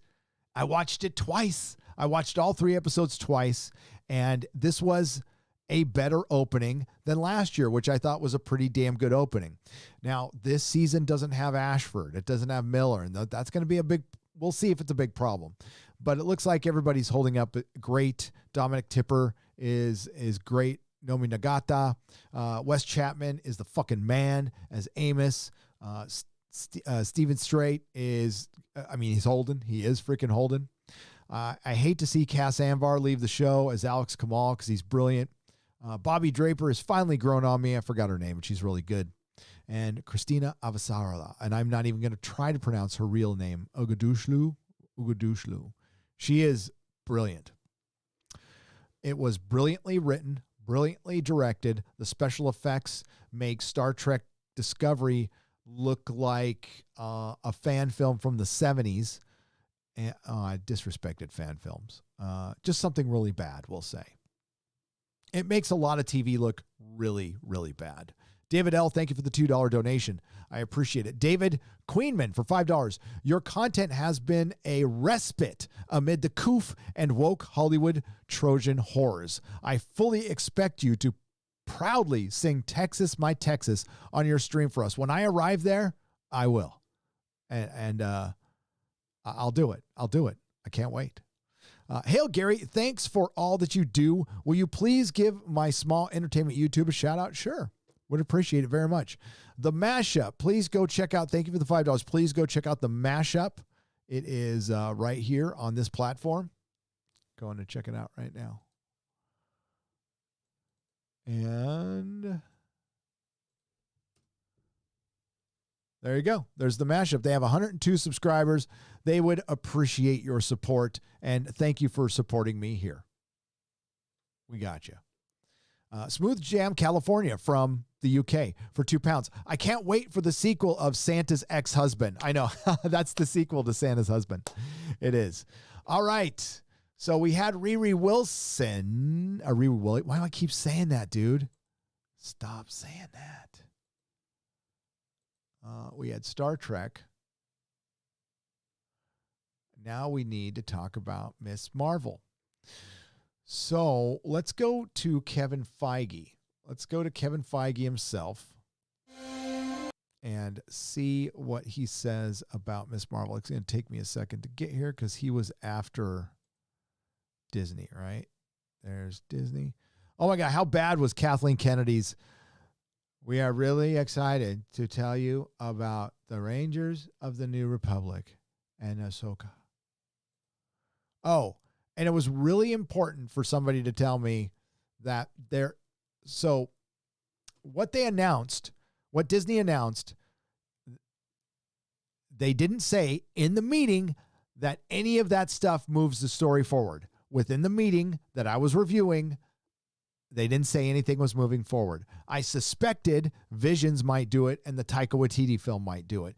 It turns out that Patty Jenkins' Rogue Squadron, which is a title of an old video game that takes place after Return of the Jedi, right? And It's also a book that takes place. Well, now it's going to be an original, but it's not original because Patty Jenkins said she already had the script written. So they repurposed a script, and it's going to actually move the story forward, but it doesn't. It's not going to tell you what's going on with Ray or anybody else. It's going to be a squadron in the outer rim or the outer rimmers. Maybe they'll be called the outer rimmers. I don't know. But technically it might be moving the story forward if we see it in theaters in 2023. Who knows, though? That guy looks like Peyton Manning. I'm looking for Kevin Feige. God, this thing was 3 hours long and I watched the whole thing.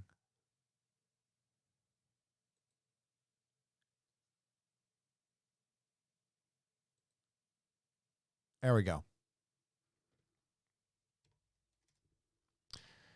Can you see that? All right.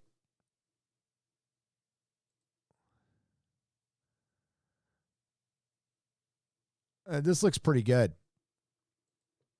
But that's not what what we're going to go to.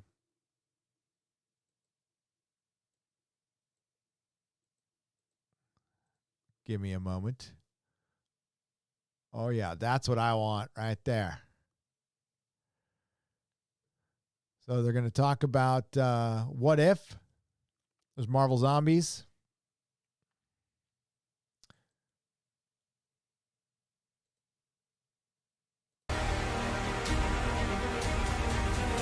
What if? That looks all right. Give me the tour. I got to turn that sound off. Hang on. Waiting to get to Miss Marvel.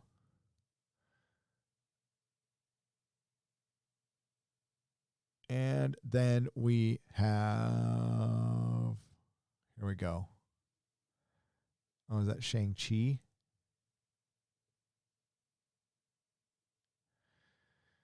And the Legend of the Ten Rings. I'm not excited about this. I liked Master of Kung Fu. Oh, look, Michelle Yeoh.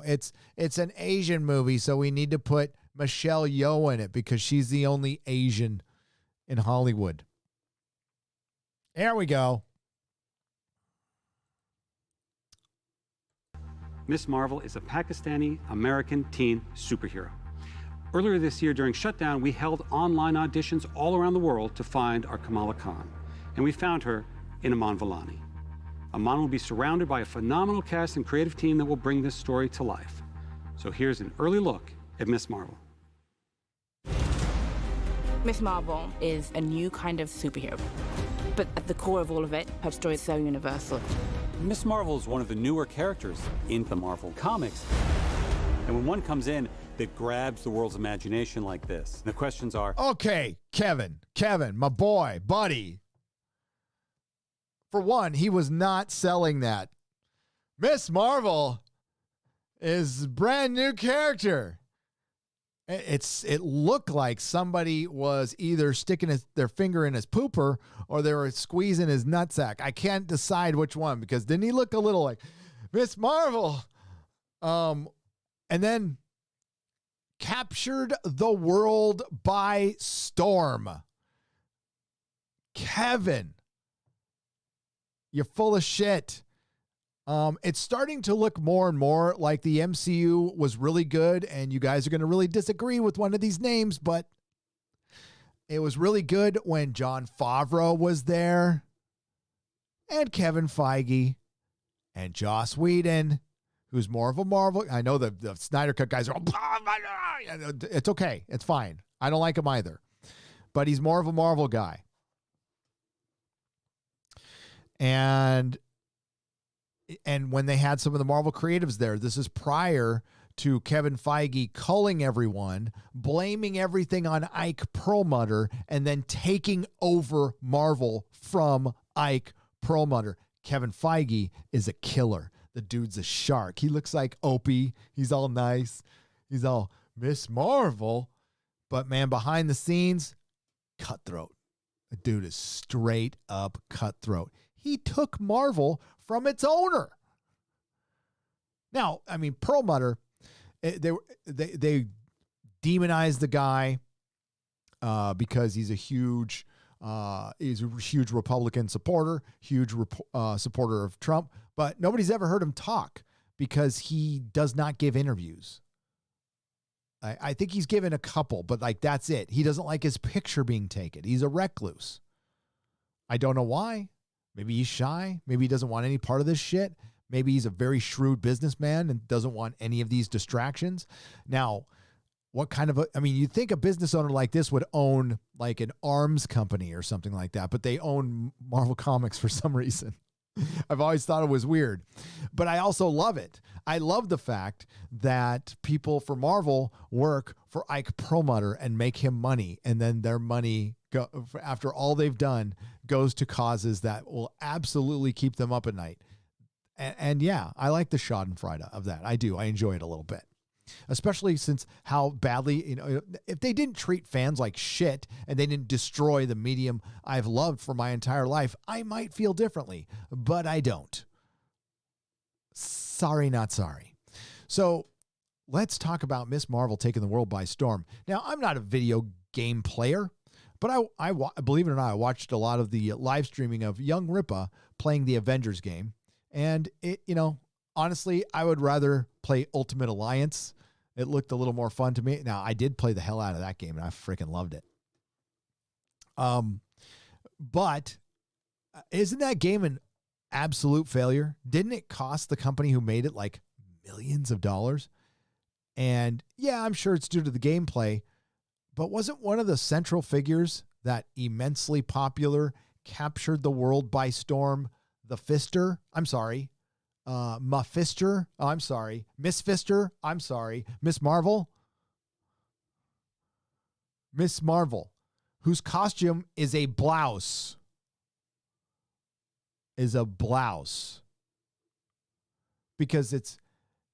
Because of the bigotry of low expectations. They wanted cosplay. This is why I don't like cosplay, because cosplay and fan fiction have now become the industry.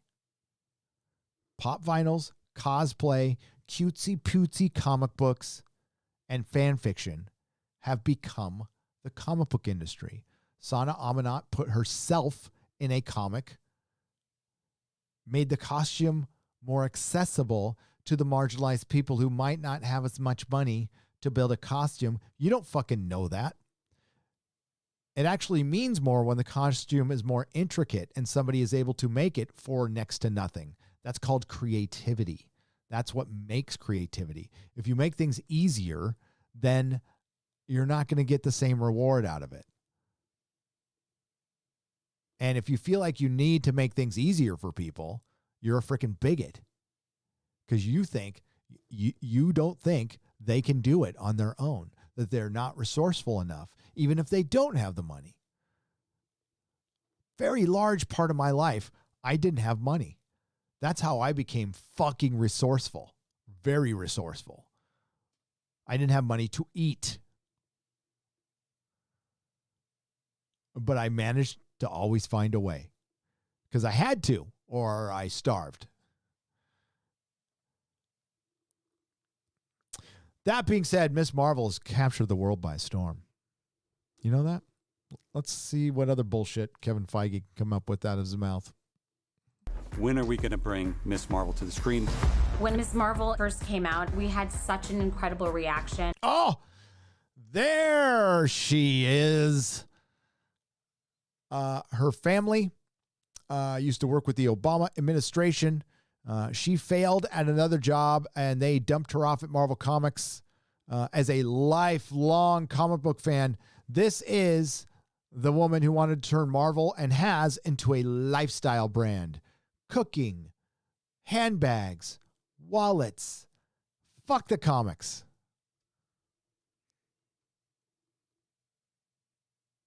She's the executive producer of the show of a character based on her. Does it get more narcissistic than that? I don't think so. And it was so incredibly popular because Okay, what? I'm sorry, what? You say it was popular? Oh, I went back too far, and I can't fast forward when I can, I guess. But at the core of all of it, her story is so universal. Miss Marvel is one of the newer characters in the Marvel comics. And when one comes in that grabs the world's imagination One like of the this, newer the questions characters. are, when are we going to bring Miss Marvel to the screen? When Miss Marvel first came out, we had such an incredible reaction. It was so Did we? incredibly popular because everybody could see Was it? themselves in her. I never saw a young teenager of color, specifically a Pakistani, in a comic book. You never saw a young teenager of color in a comic book. Probably because you didn't read a comic book. Now, I don't know about Pakistani, but there was... Oh, my God. Didn't Ethan create one for the X-Men? Like, oh, my God. I'm blanking on the name. It's like Dust. Are you kidding? Promised you'd be cool. I am cool. The casting process Oh, boy.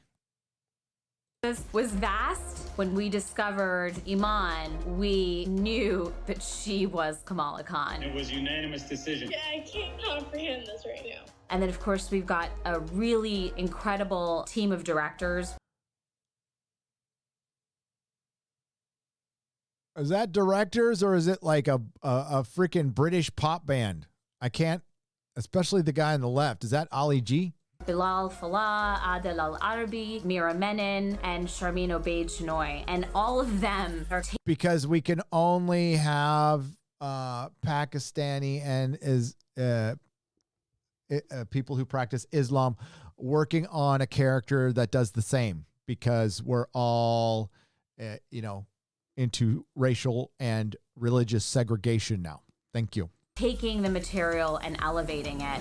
So human. It's about a teenager figuring out who she is and about relationships. Family and friendship is at the heart of the MCU canon. That's what's so exciting about the story that we're bringing, is that we're going to introduce you to a new family that's also going to be part of the wider MCU.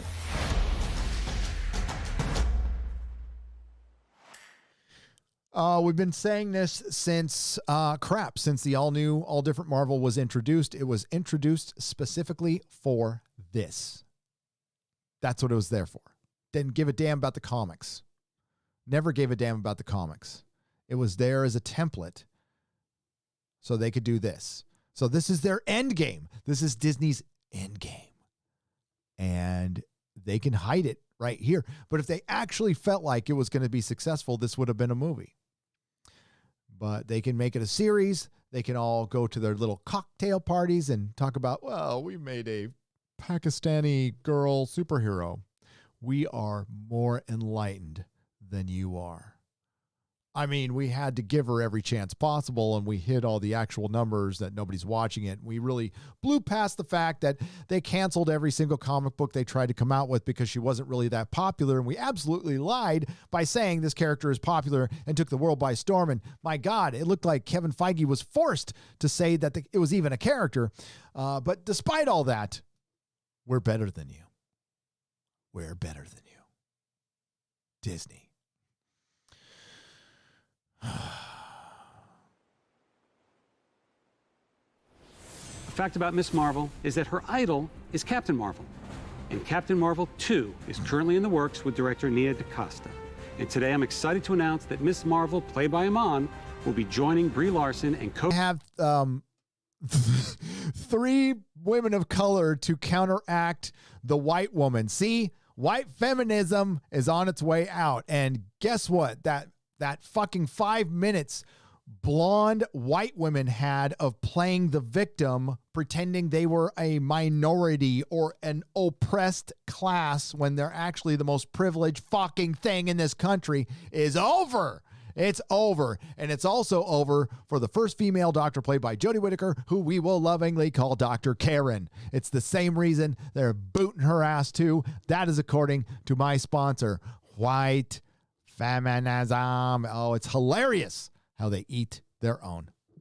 And honestly, Monica Rambeau is the Captain Marvel I knew, the one that was in the Avengers, made a big splash.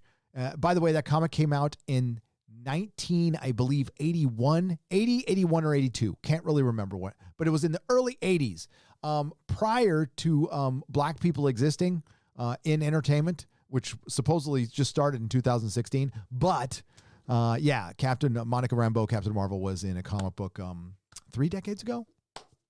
Oh, wait. Oh, my Lord, am I getting that old? 4 decades ago. 4 decades ago. I might take a 5-minute break to go and weep for my youth. Nah, I don't cry. Start getting a sense of the interconnectedness that infuses all of our storytelling. But that doesn't mean there aren't some unexplored corners of the... What about the interconnectedness of your segregation? Oh, and the Eternals. This is going to be a hot mess.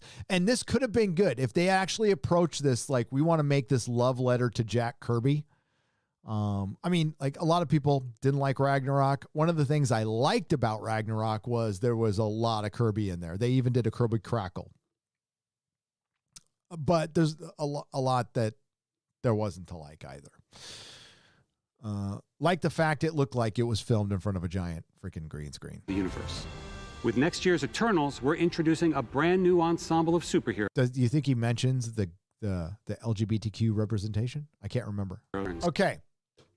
So Disney, the only reason they are saying theatrical release right now is because they didn't want to look like they were reacting to Warner Brothers. That's how petty Disney is. Black Widow is not coming out just in theaters. It'll come out in some, but it will be on Disney Plus. Bet the house. Bet the freaking house. The Eternals will be released on Disney Plus probably before November. Bet, I don't know about before November. I'm not too sure about that, but it'll be released on Disney Plus. Bet the house. And the only reason they were saying theatrical release is that shows you the difference between Warner Brothers and Disney.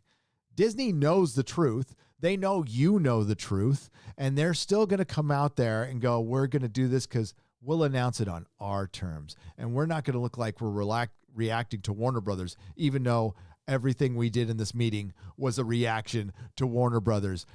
Bet your ass their Photoshop department was fucking hard at work over the last week, and they were hard at work. The Rangers of the New Republic, I bet you, and listen, that's the one series like I'd be interested in because of Gina Carano and possibly Bill Burr. I don't know. Nobody said that. I just assume it because that would be awesome. But, you know, I think that series was made up in the last 2 weeks. I think they're like, oh, fuck, we need something. What was one of those rumors? Oh, Gina Carano and Bill Burr. Okay, mock something up, call it Rangers of the New Republic because she just got a badge that last episode. Yeah, and we'll probably change that title later, but let's go with it. Okay, good. Oh, and don't forget to tell Kathleen. And don't forget to explain what the New Republic is, what Rangers are, and that it's actually a Star Wars show, okay? And for whatever you do, if she offers you coffee, do not drink it. It's some of the worst shit I've ever had. Yeah.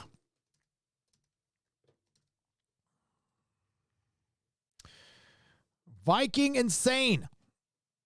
Oh, shit. I just lost you, buddy. There you are. Star-Lord butt sex with Rocket Raccoon. Well, that would be bestiality, and that would be wrong. No, I want a big, sloppy, sweaty threesome with Galactus and Drax. Yeah, no women, no bi. Show me how much you got, Kevin Feige. Let's see how much you actually are back the cause, brother. Nathaniel, by the way, he had to sign off on that. So he knows it happened, and he said it was okay. If it wasn't okay with Kevin Feige, it would not have been done. Now, does Kevin Feige like it? Does he feel like he was forced to say yes because he would look like a big homophobe? Well, I just like to point out to some people, if you don't have sex with a man, you're considered a homophobe. I don't care. It's bullshit. But that's what's going on right now, and that's where entertainment's being leveraged. Nathaniel Larson for $5. Gary, I wish I had a few million, don't we all? But maybe in a few years, we all will have a few million, but it'll be worth a few thousand. I would fund some independent creators like the Astartes guy and crush Hollywood. Also, Expanse was good. Yes. Yeah. The Astartes guy with Warhammer 40K, that shit is good. No, independent. It's going to take time. The independent movement is happening, and the thing is, when it takes over, it's no longer the independent movement. You know, remember when alternative rock became rock and they still called it alternative, and it's like, no, it's not really alternative anymore because you became the mainstream. The Twiki Kid for $9.99. All the shite happening everywhere. We have to be running the plot of the Emperor Doom graphic novel from 1990. The Purple Man is probably plugged into the internet. Yes. David Tennant's the Purple Man. The only good thing. Well, the good thing about the Jessica Jones series, he was great. He was great. I'm a big fan of Guardians of the Galaxy movies, but I've only read some of the modern stuff from the late 2000s, early 10s. Which older titles would you recommend? I would recommend anything here. I don't think they're collected. I could be wrong. You said, okay, read the book. There's a big long series from the 90s that's really good that I liked a lot. But no, get this stuff. And then there's a 70s run. It's a little expensive, so you can buy it collected. But the Guardians of the Galaxies from the 2005s, 2010s, from around Annihilation, that was the best shit. And that's what the movie's based on. It's all based on that. It's in my, you probably can't see it. It's on the other side of my, my comic rack. On the opposite side, I've got all the Guardians of the Galaxy, from the 2010s and early 2000s. Great shit. I'm no longer into redemption. I want them to fail. I don't care if these franchises die in the process. JWT6577 for $5. Yeah, that's where I'm at with Doctor Who. I'm not about turning this franchise around at all. I was for a long time. I tried. And you know what? I said, hey, maybe we can come together on this and find some compromise, and they could have done that. They could have just made, everybody's been waiting for the first Black Doctor. Do it. What's taking you so long? Instead, we get a white woman, a Karen with a Karen haircut. Are you fucking kidding me? But I'm not about that anymore because you know what I was met with? Nazi, bigot. I'm like, okay, I don't need to talk to you. I don't need to compromise with you at all. Yeah. I'm just going to speak my mind and I will chronicle its demise. And now Doctor Who is just something I mock. Fred W. Manzo for $3.99. Thank you for the cuppa. I appreciate it. Rebecca Gold. Ian, how's it going, man? Have a tea on me, mate. New Year's Day, Doctor Who. I'm not watching. Keep it going, Gary. You're not going to watch. Okay. I got to review it. If I didn't review it, I wouldn't watch. And I will reset the story here. I wasn't going to review it. I wasn't going to watch any Jodie Doctor Who. I was done. I was like, I'm going to preserve it in my mind. Peter Capaldi was it. I didn't even watch the regeneration. It got right up to where his regeneration started, and I stopped the episode and I refused to watch. And then somebody talked me into watching it.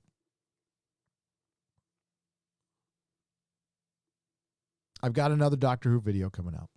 John Ochiltree. $4.99. I cater movie sets in NYC. Did 4 in the past 3 days. Practically no one is following the 6-foot rule. Don't know what Tom Cruise is freaking out about. John Ochiltree, thanks for passing that on. I'm glad you're working, buddy. And thank you for being out there working. Tom Cruise was freaking out because Tom Cruise is a freak. He's a freak. Sassy Marie for $2. Thank you for the farting dog. I think it's very cute. Zathras for £5. Zathras gives €5 to Nerdrotic because Zathras cares. Yes, he does. Though no one listens to poor Zathras. Zathras, I'm listening to you. I'm looking at your avatar. Is that you holding a stick or is that you holding something that rhymes with stick? Full Metal Vash 7 for $5. You should check out OG Gundam. I should. It's a Gundam. Recommended some OG Gundam to me, and I'm going to listen to It's a Gundam. By the way, his show was fucking epic. Oh my God, it's by far the most viewed Friday Night Tights ever, and we'll have them back. Lost my chat, and since fat fingers and touchpads don't mix, thank you for all the chat from the old lady and I. Man of War 665, neighbor of the beast for $10. Thank you very much. You rock on, brother. You rock on. Gray Ghost for $9.99. Finished watching both seasons of Altered Carbon. Find it kind of humorous. Joel and Anthony got to play Takashi's sleeves, but for Will Yun Lee's turn, Netflix goes and cancels it. And Poe was great, though. Season 1 was good. Season 2 was shit. Poe was the best thing in it. Anthony Mackie, it wasn't his fault. The writing was shit. Well, for one, they didn't have the same writer. Season 2 had a different writer. Steve Blackman wrote the first one. And he can be woke sometimes, but when he's not woke, he is great. And he had something to do with Legion, Daredevil, all the good shit. So when he's not being influenced by his politics, he puts fucking good shit out. Gary, I love you, but Miss Marvel costume is designed to cover her properly according to Muslims' customs for her age and religion. Irony, I've been to Egypt. Oilers Workshop for $4.99. I understand why it was designed, but no, it was designed to be easy to cosplay. Period. There is no, they backed it up by, oh yeah, we want to cover everything because she's Muslim, but let's take a look at this costume. It's on the thumbnail right here.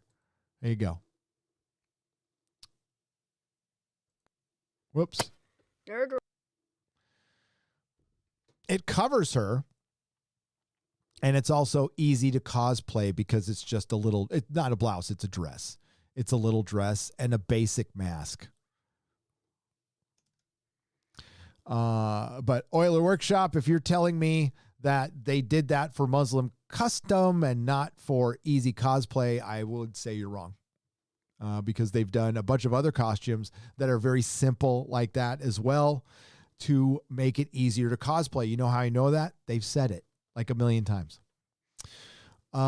Straight White Mage for $2. Wasn't Cyborg a teenager of color in 1980?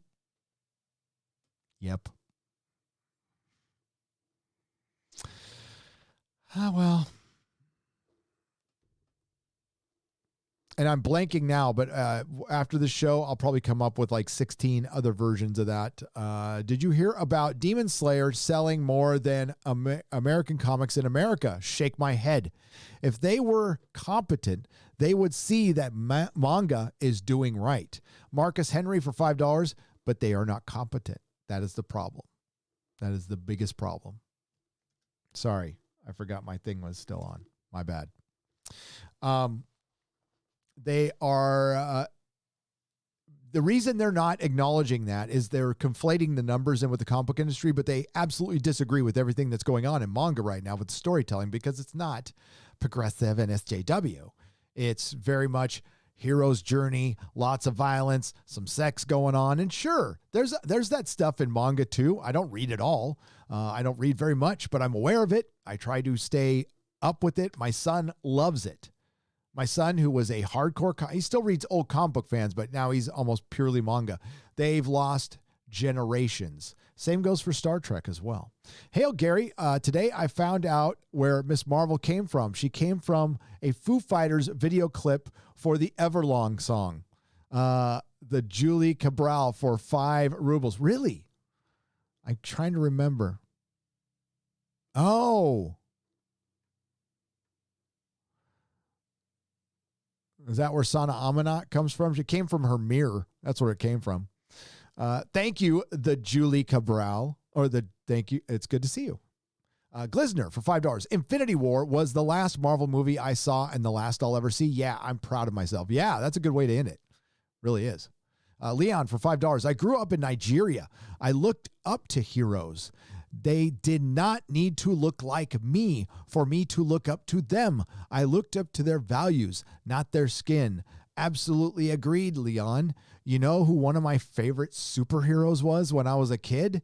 Was Power Man. I didn't understand like the racial stuff that was going on in the 70s because I was 5 and 6. I just liked his name. I liked Power Man. I have all of those comics. I didn't make a difference to me.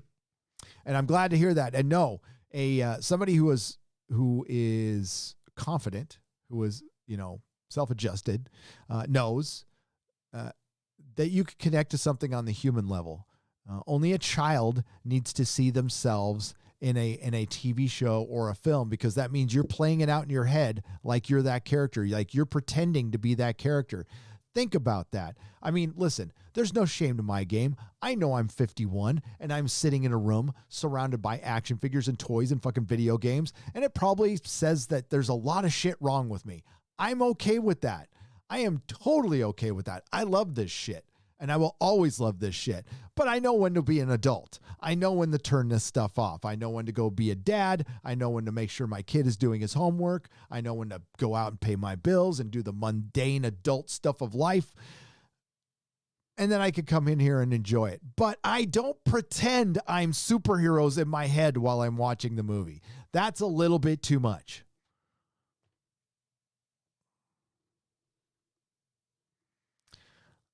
I bet if the camera panned out, Feige is, I always say that, Feige, Feige is holding a newspaper. Love your stuff, dude. Thank you, that nobody guy. I appreciate it. Oh boy, that's going to get clipped. Three-way with Star-Lord, Cyclops, and Wolverine on the moon. Make it happen, Feige. Jason Smoot for $10. Damn straight. Show me how down you are with the cause. As a matter of fact, I want Star-Lord, Cyclops, Wolverine, Drax the Destroyer, and Galactus to go to the Folsom Street Fair.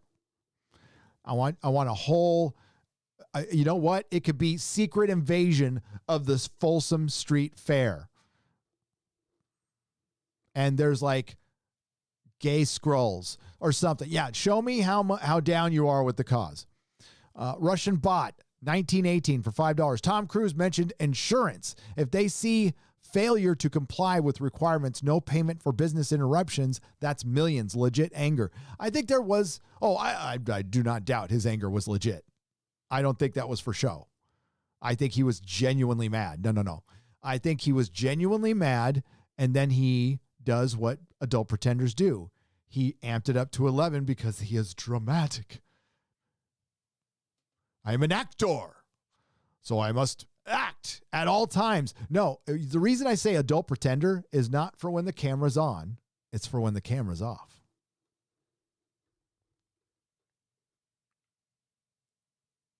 Kit Kat for 10 pounds.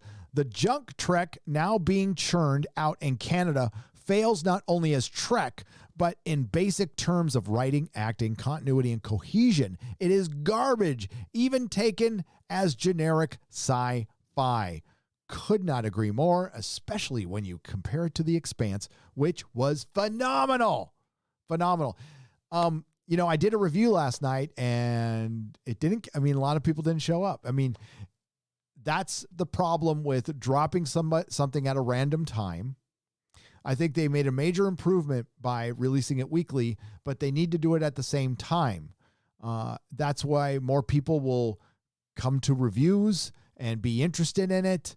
But I think they made such a big mistake in season 4. I just don't think there's a lot of people watching the show right now. It needed a bigger fandom. It did. And it could have had it, because you know what I'm going to hear for the next 10 years? You know what you're going to hear for the next 10 years?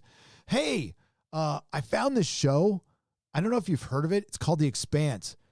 Damn, it's good. I wish I would have watched it when it was out. Oh, I promise you that's going to happen in chats. I just saw Critical Drinker. Lady Greymaster pointed out going, yeah, damn, The Expanse is good. Yes, The Expanse is good. It's damn good. Been saying it for years. I started this channel talking about The Expanse, and then there was a listener, or was a viewer who liked it as much as I did, and that viewer went over to Doomcock's channel. That viewer got Doomcock into The Expanse.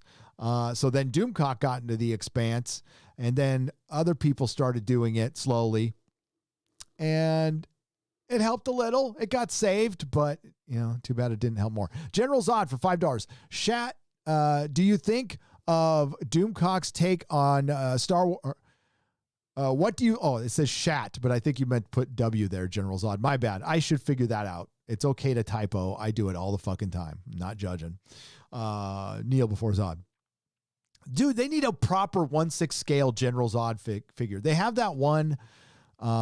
It's not great. I own it because it's the only fucking one they have. But Hot Toys needs a Superman General Zod figure and an Ursa. Oh my, and Non. I want all three of them. Come on, Hot Toys. What the fuck? Why aren't you working on this? I would buy the shit out of those.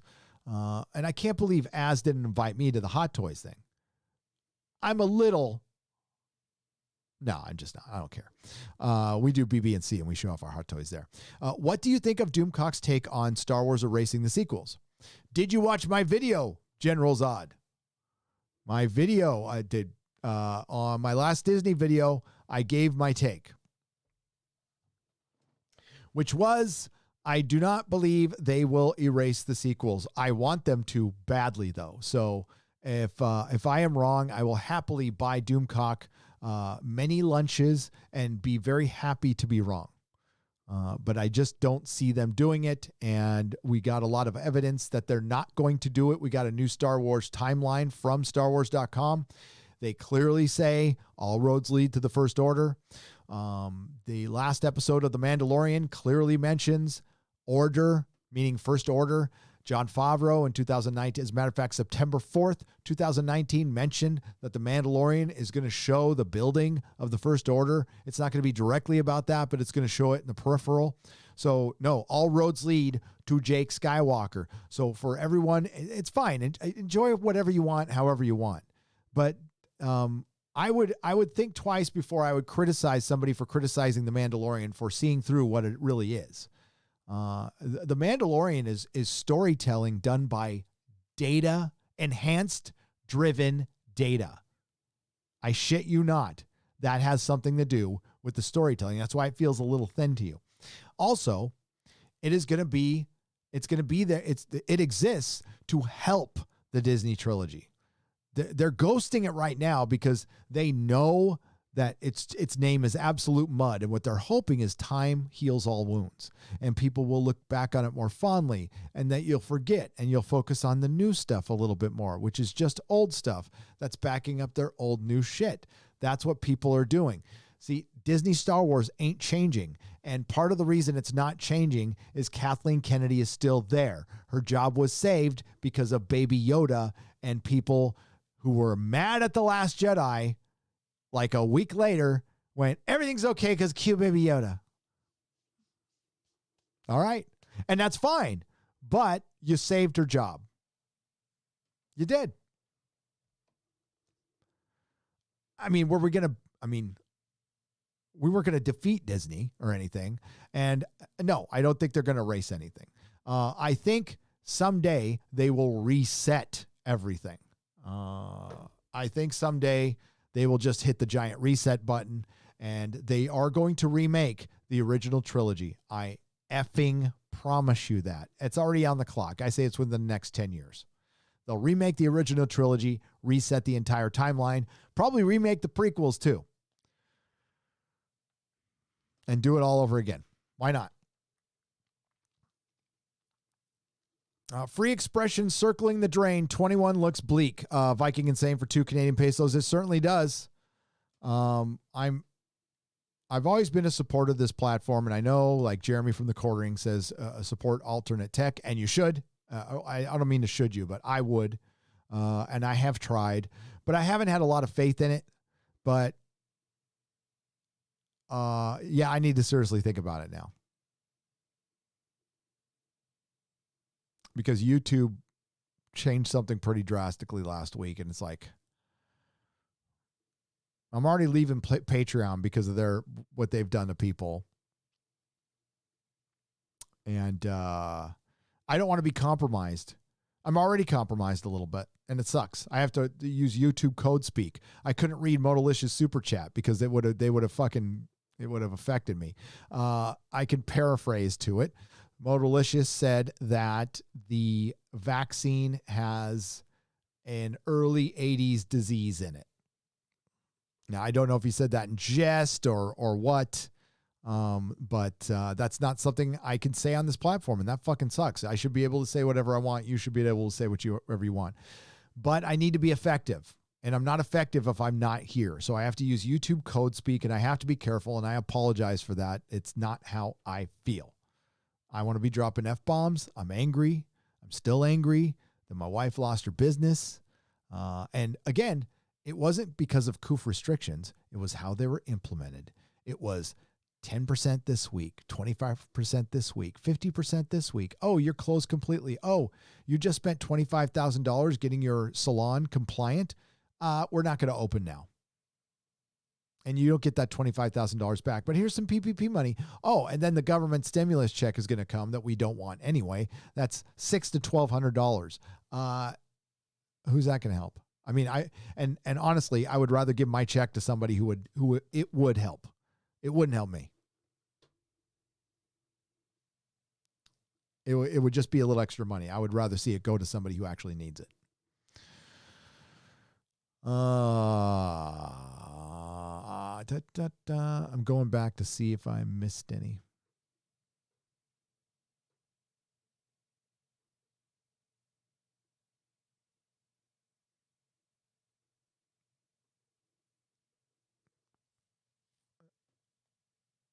There we go. Okay, we're going to go down to the bottom here. Smooth Jam California for $5. Tried to watch The Expanse last year after you promoted it, but it wasn't for me. The floating sex scene in episode 1 was just too ridiculous for me. Was it?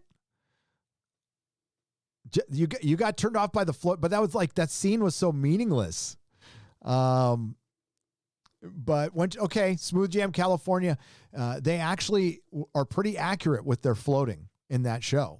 More accurate than anybody. As far as science goes in this science fiction, it's one of the most accurate. It's not accurate all the time. They still have some sounds in space. I'm not saying it's perfect, and I wouldn't want to be, because that would be too dry. It would be too clinical. But it's just enough to make it really grounded and believable. And I kind of like the sex scene because the girl was hot. Rock Flanagan for $10. Here is a little for your CalExit fund. Thank you. Good luck on landing someplace more agreeable. I just completed my own exit, waves from Phoenix, Arizona area. Oh, yeah. Wherever you go, wherever you went, Rock, I hope you're happy. Thank you for the $10. Yeah. Okay. So the CalExit update. Somebody tweeted at me and said I was lying about the CalExit. It was a troll. It was somebody who their whole Twitter feed is anti-Orange Man, pro Biden, whatever. I don't care about his pro Biden. I don't care about I don't care about any of that shit. But it just tells me where he comes from and where he thinks I come from. And I don't give a shit about that either. But I felt I should respond. We are working on it all the time. But I am no Joe Rogan. I am no Ben Shapiro. I am a thousandaire at best. We have to save money. We have a kid in school. We have to find new schools for him. We got to find the right place to live. I got to find out if I can afford to have internet there, because internet is my living right now. But again, not a rich dude, so I can't be like Tim Pool and have fiber optic cable wired out to my house for $20,000. I mean, if it's like a couple thousand, sure, I can probably do it. But if it's 20,000, I can't do it. So I got to make sure I can get on the internet wherever I go. I do not want to live in a city, period. We found a place. We got to jump on it. And I don't know if we can, because you got to have money down on a house. I mean, I couldn't believe it when I saw it. The mortgage is so much cheaper than what I'm paying here. I almost wept tears of joy. But we got to come up with that down payment, and we aren't even close to being able to sell our house yet, maybe in another month or two. And then we don't know if it'll sell at all in San Francisco. And we're probably going to take a loss. And then it's bad enough that my wife's life's work led up to that salon, and she had to just let it go and not sell it. My life's work is in that house. I never thought I'd own a house. I've told the story before, and I saved and scratched and fucking and was able to. I bought my first house when I was 30. It was a condo, and it was pretty cheap. And I bought my first real big boy house when in my early 40s, right? No, before that. Oh, God, it was early 30s. And it was everything I had. Absolutely everything I had. Everything I had left, I bought the comic shop, and that was it. So, I mean, our entire future was wrapped up into that, and our kids' future, and, you know, I can't take huge loss on it. So we don't know what to do. But we can't stay here. And I can't pay, right now I'm paying a rent and a mortgage, and then I pay my mom's rent too. So that can't go on for very long. It just can't. But we're good for now, but we got to move. So I found a place. It's outside of San Antonio. Won't tell you exactly where just yet, but it's overlooking a lake. It's fucking awesome. And it's like cheap. It's not even a quarter of what my house is worth in San Francisco. And it looks beautiful. It looks beautiful out there. So I got to drive out there and physically check it out first. But we might jump on it, and that might move us quicker. So it might happen quicker. But just to respond to that guy, no, I can't go. I'm just going to move somewhere because I'm a millionaire. I'm not a millionaire and won't be, and that's fine. That's okay.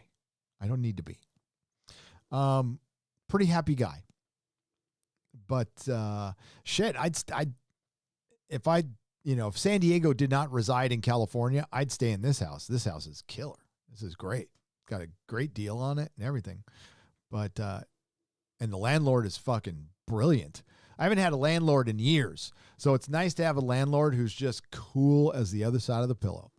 And I appreciate that. I think he's kind of sweet on my wife, and if it gets us a few things, that's cool. No problem. As long as he doesn't act on it, I'm fine.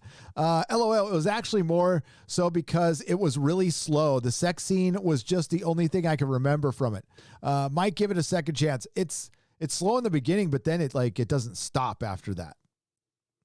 I gotcha. It's all good, Smooth Jam California. For £5. At least, you remembered the sex scene. That's good. 42 years ago, they showed us a man could fly. Oh, was that today? Latino Slant? For $1. Polly, what's up, buddy? Polly. Oh, no shit. I got to watch that now in honor.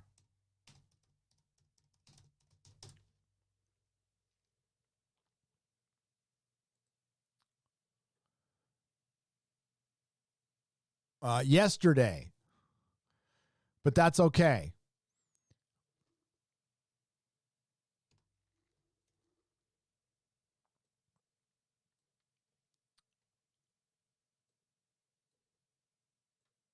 But there you go.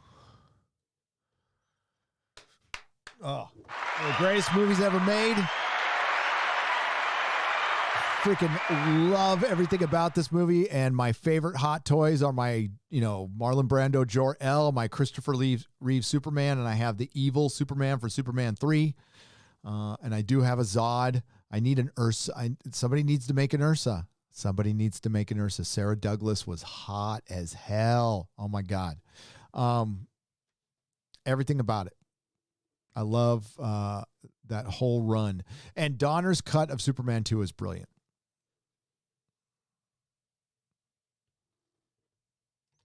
All right, we're going to wrap things up, folks. I'm going to call it a day. I'll be back live for Friday Night Tights. I'll also be back live on Nerdrotic Live, probably for Star Trek Discovery, or maybe even The Mandalorian tonight. I have to do a makeup review for The Mandalorian. I have to do the previous 3 episodes. I'm going to do a video. It's coming out Saturday. And then we're working on the Picard review. I've got a Doctor Who video. I'm pretty busy.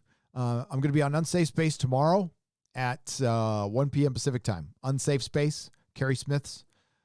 So look out for that. I'm trying to work out something. Critical Drinker and I and others are talking about a movie. We're trying to get some time worked out. And once we get that ironed out, if we get it ironed out, I will let you know. You will be the first to know. Eric July and I recorded an interview yesterday. It will be out in the next couple weeks. It was fucking great. I love Eric July. Young Ripa is one of the best people out there, one of the best YouTubers, and one of the people, he's the first person I have found that is really close to what my politics are, which are really hard to explain. I mean, they're easy and they're hard. So the easy part is don't tell me what to do, and I won't tell you what you do. That's it. But it's more than that. Tom Cruise graces the cover of one of my podcasts for like the first time. No, second time. But that was when the Green Lantern rumor. But I don't know if any of you were around. That was so long ago. Bob Flanders for 777. Hi, Gary. I enjoy your vids. I hope you can arrange moving, selling, and getting off of Krypton. Out of Cali. Will you take your mom? Yes, Bob. I'm taking my mom with me. Mom is coming with me wherever I go. She's getting old, and I need to be close.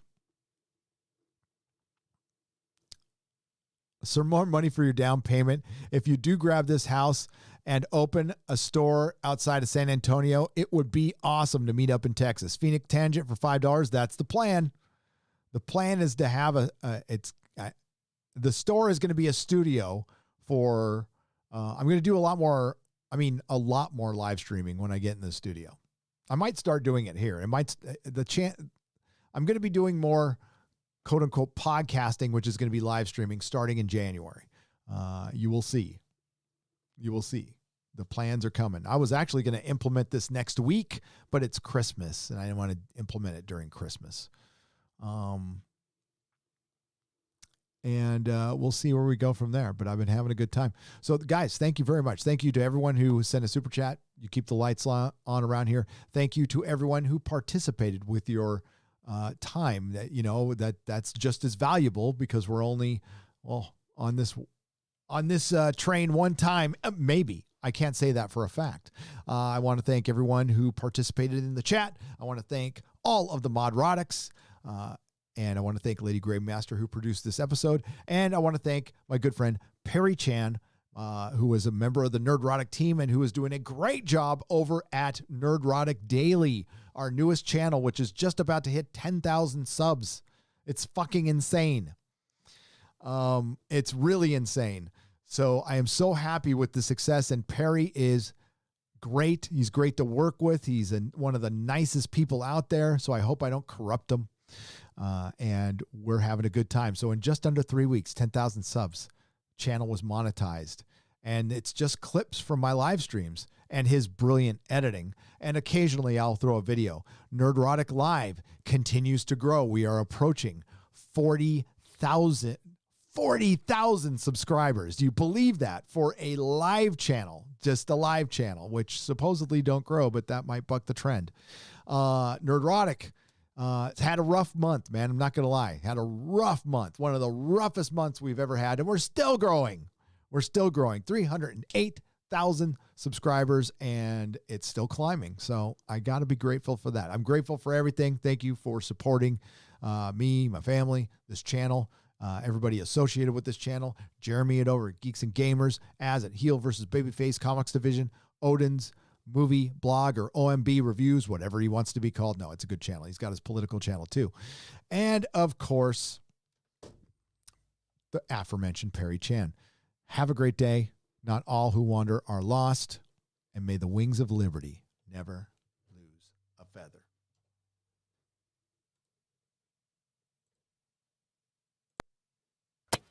Nerdrotic.com